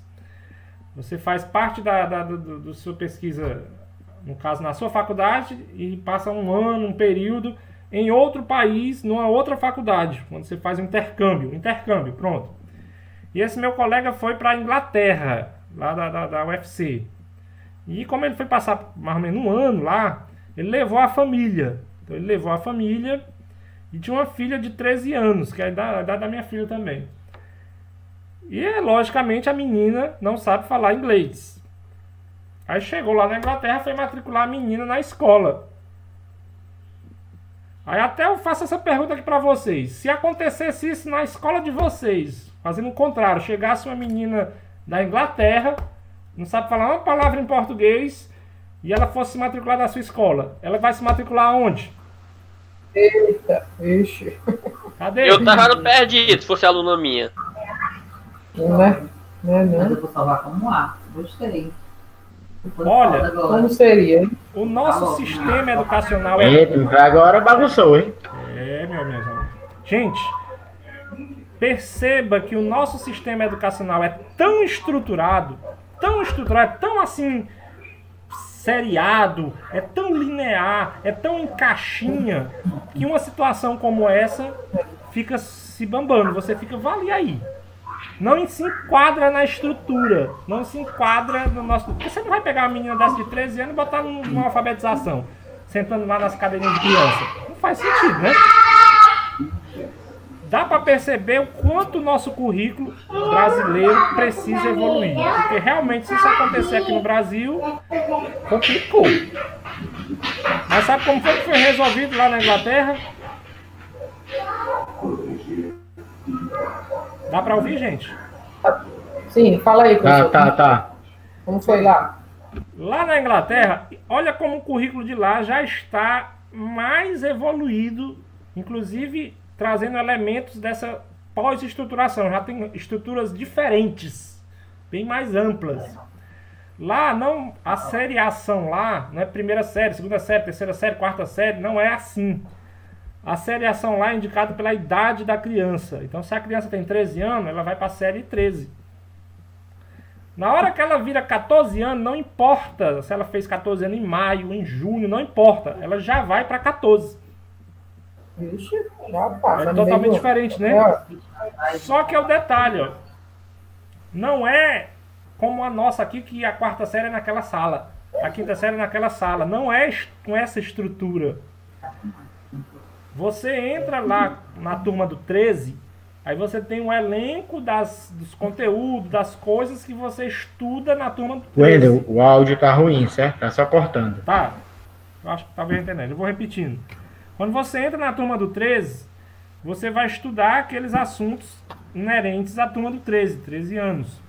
No entanto, para cada aluno, há uma proposta de currículo individualizada. Então essa menina chegou lá de 13 anos sem falar uma palavra em inglês. A maioria das escolas lá são tempo integral. Então ela tem 9 aulas. Então essa menina, das 9 aulas por dia, ela tinha 8... Não estou ouvindo nada, o áudio está horrível. Melhorou? Como é que tá aí? Tá, começa bem. Tá dando pra ouvir? Tá com esse fone de ouvido, Giovanni. Bem, ouvindo? Bem, vai. Essa menina tinha 9 aulas por dia. Das 9 aulas dela, só pra ela, 8 era de inglês. E 1 era de outra matéria. Então, diariamente, como ela sabia menos inglês, ela tinha muita aula de inglês. Aí, pouco a pouco, à medida que ela ia aprendendo inglês, ela ia passando a ter 7, 6, e aí passando a integrar outros conhecimentos. E o currículo ia se adequando à pessoa, e não a pessoa se adequando ao currículo. Entendeu? Legal. Aí assim, na hora que ela tinha aula de português, inglês, alguma coisa lá, ela se encontrava com alunos de outras turmas que tinham a mesma dificuldade. Então, não era um aspecto de ter uma sala, ela passava o ano todo só naquela sala. E ela ficava livre, se ajustando à necessidade de... Ela que procurava as salas, né? Não era ela individualmente, mas a necessidade dela. E a escola ia se organizando à sua necessidade. Diferente do que a nossa escola padrão, porque o aluno chega, Se ele é fera na matemática, ele tem 5 aulas de matemática. Se ele não sabe nada de matemática, ele tem as 5 aulas de matemática do mesmo jeito. Tá entendendo? Então a nossa estrutura é fechada. Ela não se flexibiliza. Sabendo ou não sabendo, vai ter a mesma aula, a mesma quantidade, a mesma coisa. Tá entendendo? Então o pós-estruturalismo, ele quer romper isso, ele quer abrir isso. Eu vou trazer um exemplo. Eu visitei uma escola em Uruoca. A Norleia me recebeu muito bem, a nossa amiga diretora também. Lá já tem umas aulas diferenciadas que já atendem necessidades específicas ou de um conteúdo ou de um assunto específico. Perceba que aí já é uma ruptura, já é uma quebra de estrutura, já se está tentando buscar aí um diferencial. Então já é o início, mas ainda tem muita caminhada. É tanto que essa teoria pós-crítica ainda está em desenvolvimento. Mas quando a gente fala de metodologias ativas, é muito a cara disso, do aluno ser autônomo. Mas é autônomo mesmo, não é autônomo só pode até aqui, tá entendendo? É livre. Livre no aspecto dele caminhar, seguindo o seu caminho. Lógico que a escola está por ali.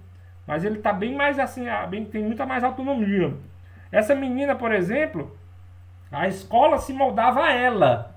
E não ela se moldava a escola. Então perceba que a autonomia dela é muito grande. Não dela escolher, mas dela ter, digamos assim, a escolha é pela necessidade dela. Tá entendendo? E tem uma diferença aí. O pós-estruturalismo ele é muito assim, amplo. Eu digo, minha nossa, como a gente precisa evoluir nessa perspectiva. E realmente ela está se caminhando para isso.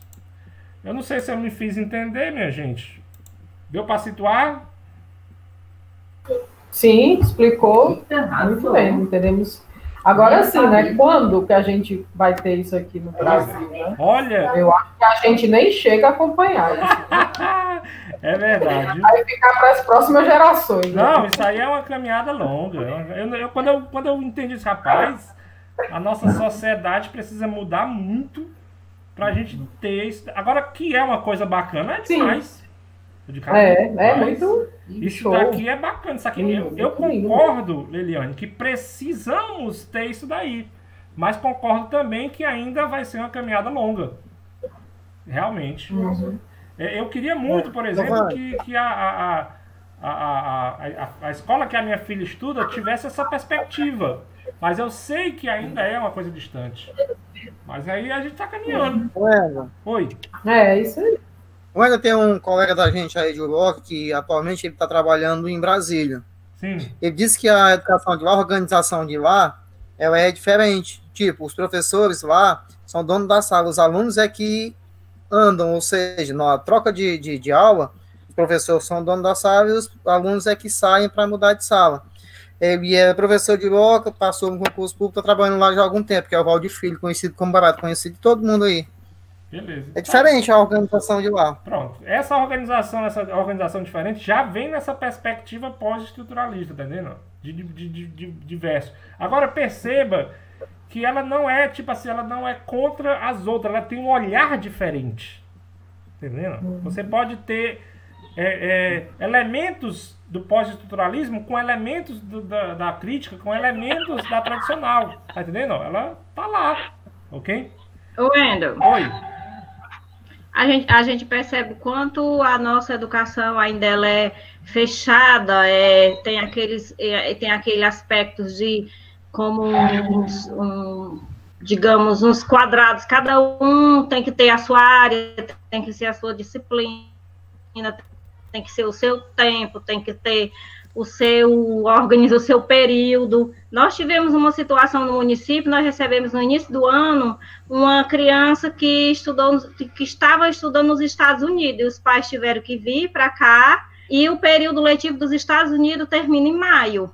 Ela trouxe o histórico dela, não precisou nem fazer uma tradução, a gente viu que ela tinha um bom desempenho, pela legenda a gente viu que ela tinha um bom desempenho, e a gente pensou de imediato, ela estudava lá no equivalente ao 4º ano, e os pais, os pais acompanham bastante, e já no intuito de matricular ela no início do ano, no 5º ano, né?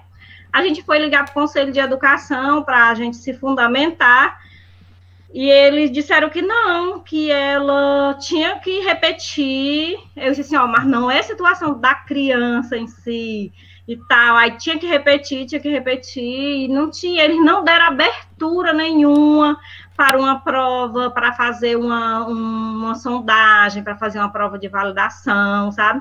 Aí a gente, aqui dentro da nossa organização, aqui a gente orientou a escola em matricular, fazer a matrícula inicial da aluna no 4º ano, e os professores vão fazer esse diagnóstico para ver a situação de desenvolvimento dela, porque consta no PPP da escola essa questão da progressão, e aí a gente estaria amparado por esse documento da escola, mas assim, é muito fechado em relação a isso, mesmo que o aluno perca, porque a gente imagina em qualquer situação, a gente tem que pensar que o aluno não pode ser prejudicado, que o aluno não pode perder, que o aluno tem que ter todas as oportunidades, é simplesmente fechado, assim, sem conversa, só não pode, não faça, e acabou. É verdade, Bida, obrigado aí. Para você ver como a gente tem que avançar. E outra coisa, quantas vezes a gente tem um aluno que, olha, esse aluno tem conhecimento e é para estar lá na frente, ou esse aluno é para estar mais lá para trás, ou seja, ele acaba sendo prejudicado pela estrutura. A estrutura, ela é importante. Ela também tem muitos aspectos positivos, mas também tem aspectos que você acaba sendo prejudicial. O pós-estruturalismo tem essa pretensão de romper, ok? Não é fácil, mas as ideias são interessantes e pense numa coisa assim, poxa, que interessante. Abre muito a cabeça da gente, viu? Obrigado aí, minha amiga. Bem, continuando aqui mais um pouquinho, para terminar já. Binarismo, esse dualismo, ele rompe totalmente. Fulano sabe, fulano não sabe. Não existe isso. Cada um tem seus saberes, cada um tem seus conhecimentos, de formas diferentes, nem é maior nem é menor. Freire já trazia essa concepção, e Freire nem é da veia pós-estruturalista, né? Nem é dessa pegada, mas ele já trazia essa ideia, ok? E para fechar aqui, tá aqui as palavras que sintetizam o pós-estruturalismo, né? Identidade, puxando novamente o que a Aurélia falou, essa que tem identidade mesmo, porque ela é voltada para cada um individualmente, né? Alteridade, diferenças, subjetividade, significação de discurso, saber, poder, diversidade, multiculturalismo, ação e reflexão, ok? O multi aqui é muito presente. Cada pessoa é o seu mundo e individual, e nenhum é melhor, maior do que outro. Caminha do seu jeito, cada um caminha com da sua forma, ok? Bem, eu vou fechar com essa fase aqui, que eu acho que está até no vídeo também. Ela é muito marcante do livro Documento de Identidade, que é o do Tomás Tadeu. Um livro muito bom, eu já li ele de trás para frente umas 1000 vezes, adoro. Diz o seguinte, currículo é lugar, é espaço, é território. Currículo é relação de poder, é trajetória, viagem, percurso. Currículo é autobiografia, nossa vida, currículo vitae. O currículo vitae também não deixa de ser um currículo, que é o caminho da sua vida, né? O currículo profissional, é a caminhada profissional. No currículo se forja a nossa identidade. O currículo é texto, discurso, documento. O currículo é documento de identidade. E aí, para concluirmos, eu mostrei aqui 3 concepções de currículo. As 3 estão presentes na escola, gente. De um jeito ou de outro.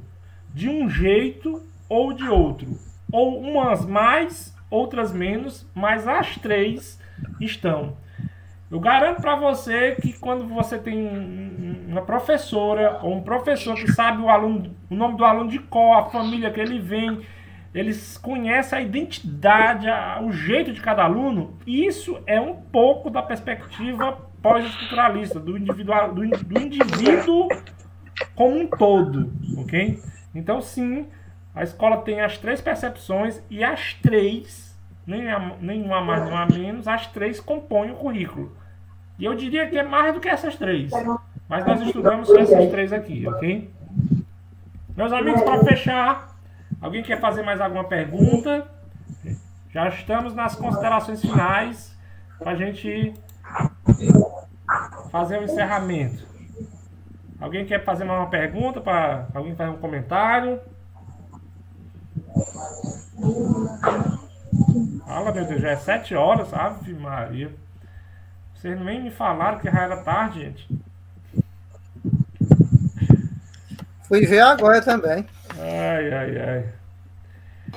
E já é 7 mesmo, né? Vou ficar na hora da live, hein?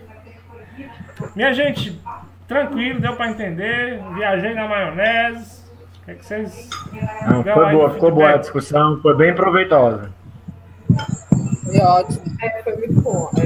Agregou bastante conhecimento do que a gente já tinha assistido no outro vídeo, né? E foi bem esclarecedor, né? E o vídeo, ele é muito bom, aquele, só que ele deixa algumas lacunas, né? Que eu acho que você preencheu, né? Eu procurei um vídeo bom e eu achei que ele trazia a ideia bem sintetizada. Mas ainda assim, ainda tem muita coisa que dá para ser falado e dá para ser discutido. Claudemir, tem almoçando ao vivo aí, Claudemir. Tá ouvindo o barulho da panela, da colher aí no prato, Claudemir? O Claudemir é? Não. Eu tô ouvindo também. Ele aproveitou, né? A gente nem viu a passar. Qualquer dúvidazinha sobre o assunto, se você não estiver disponível, pergunta o Giovanni, viu? Ah, com certeza. Valeu, obrigado, hein? Pois, minha gente, tô feliz aí de ter mais esse encontro com vocês. As atividades do módulo 2 tá bem fácil. É um fórum. A primeira foi concluída com sucesso, né? Graças a Deus.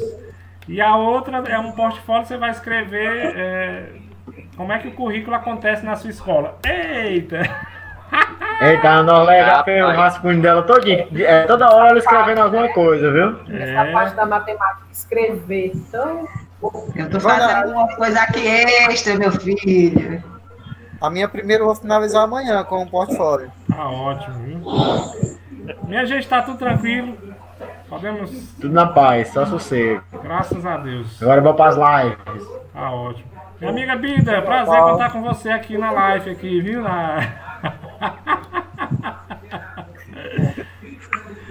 Tchau. Até a próxima. Hoje eu só escutei e escrevi muito, viu? Ah, que bom. Maravilha. Pois tudo de bom, gente. Pois obrigado aí. Vamos encerrar aqui nossa Quando você vai postar no... Fala alguma coisa, doutor Otávio. Só aí, só escutando, chefe. Vou postar sim. Eu acho que era ele que tava jantando, viu? Ah, o Otávio tava só de boa, né?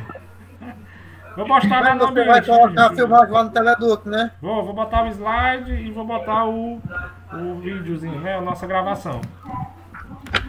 Pois, gente, todo mundo tá convidado a jantar nas suas casas, viu? Tchau, gente, tudo de bom. E o Eliel passou a conferência na rede, cara. Valeu, Tudo de boa. Rapaz, se essa moda pega, rapaz, ainda... Agora que eu ri aqui o homem na rede... Quase dormia, Wendel, aqui na minha redezinha. Eu tenho pra mim que essa turma aí da matemática não esquece da merenda, nem um instante. De falar em comida, da merenda, de lanche. Eu acho que teve uma hora que ele comeu em silêncio. Eu acho que ninguém esquece de coisa, não. O Wendel saiu uma hora, eu tenho certeza que ele foi merendar. Depois eu te mando um copo de vitamina. Ei, vocês viram nos comentários aí que o Wendel tá organizando o jantar no final do curso? Opa! Como é que é? Eu não vi. Tem nos comentários aí que o Wendel, o professor Wendel, tá organizando o jantar pro final do curso. Vai tá aqui. Patrocinar o jantar aí. Ixi, um jantar online, né, rapaz? Mas já tá rolando os bate-prato aí, os bate-panela. O jantar vai ser pela webconferência, Vai ser via delivery, via iFood. Escuta as panelas batendo nos pratos. Olha, só se for. Vocês já devem estar. Eu tô doido. Vocês já devem estar. Eu tô doido pra descobrir onde é essa casa aí. Eu vou fazer a minha ainda. Tchau, viu? Até mais. Tchau, gente. Tchau. Prazerzão aí. Até mais. Tchau, boa noite. Foi um prazer. Tchau. Foi um prazer. Conhecer todos vocês. Boa noite, tudo de bom. Tchau. Boa noite. Eu acho que é na casa da Cida, viu? Esse bate-prato aí. Que ela já tá saindo, ó. Tchau, pessoal. Até a próxima. Tchau. Fique com Deus, galera, hein? Tudo de bom aí. Boa quarentena pra todo mundo.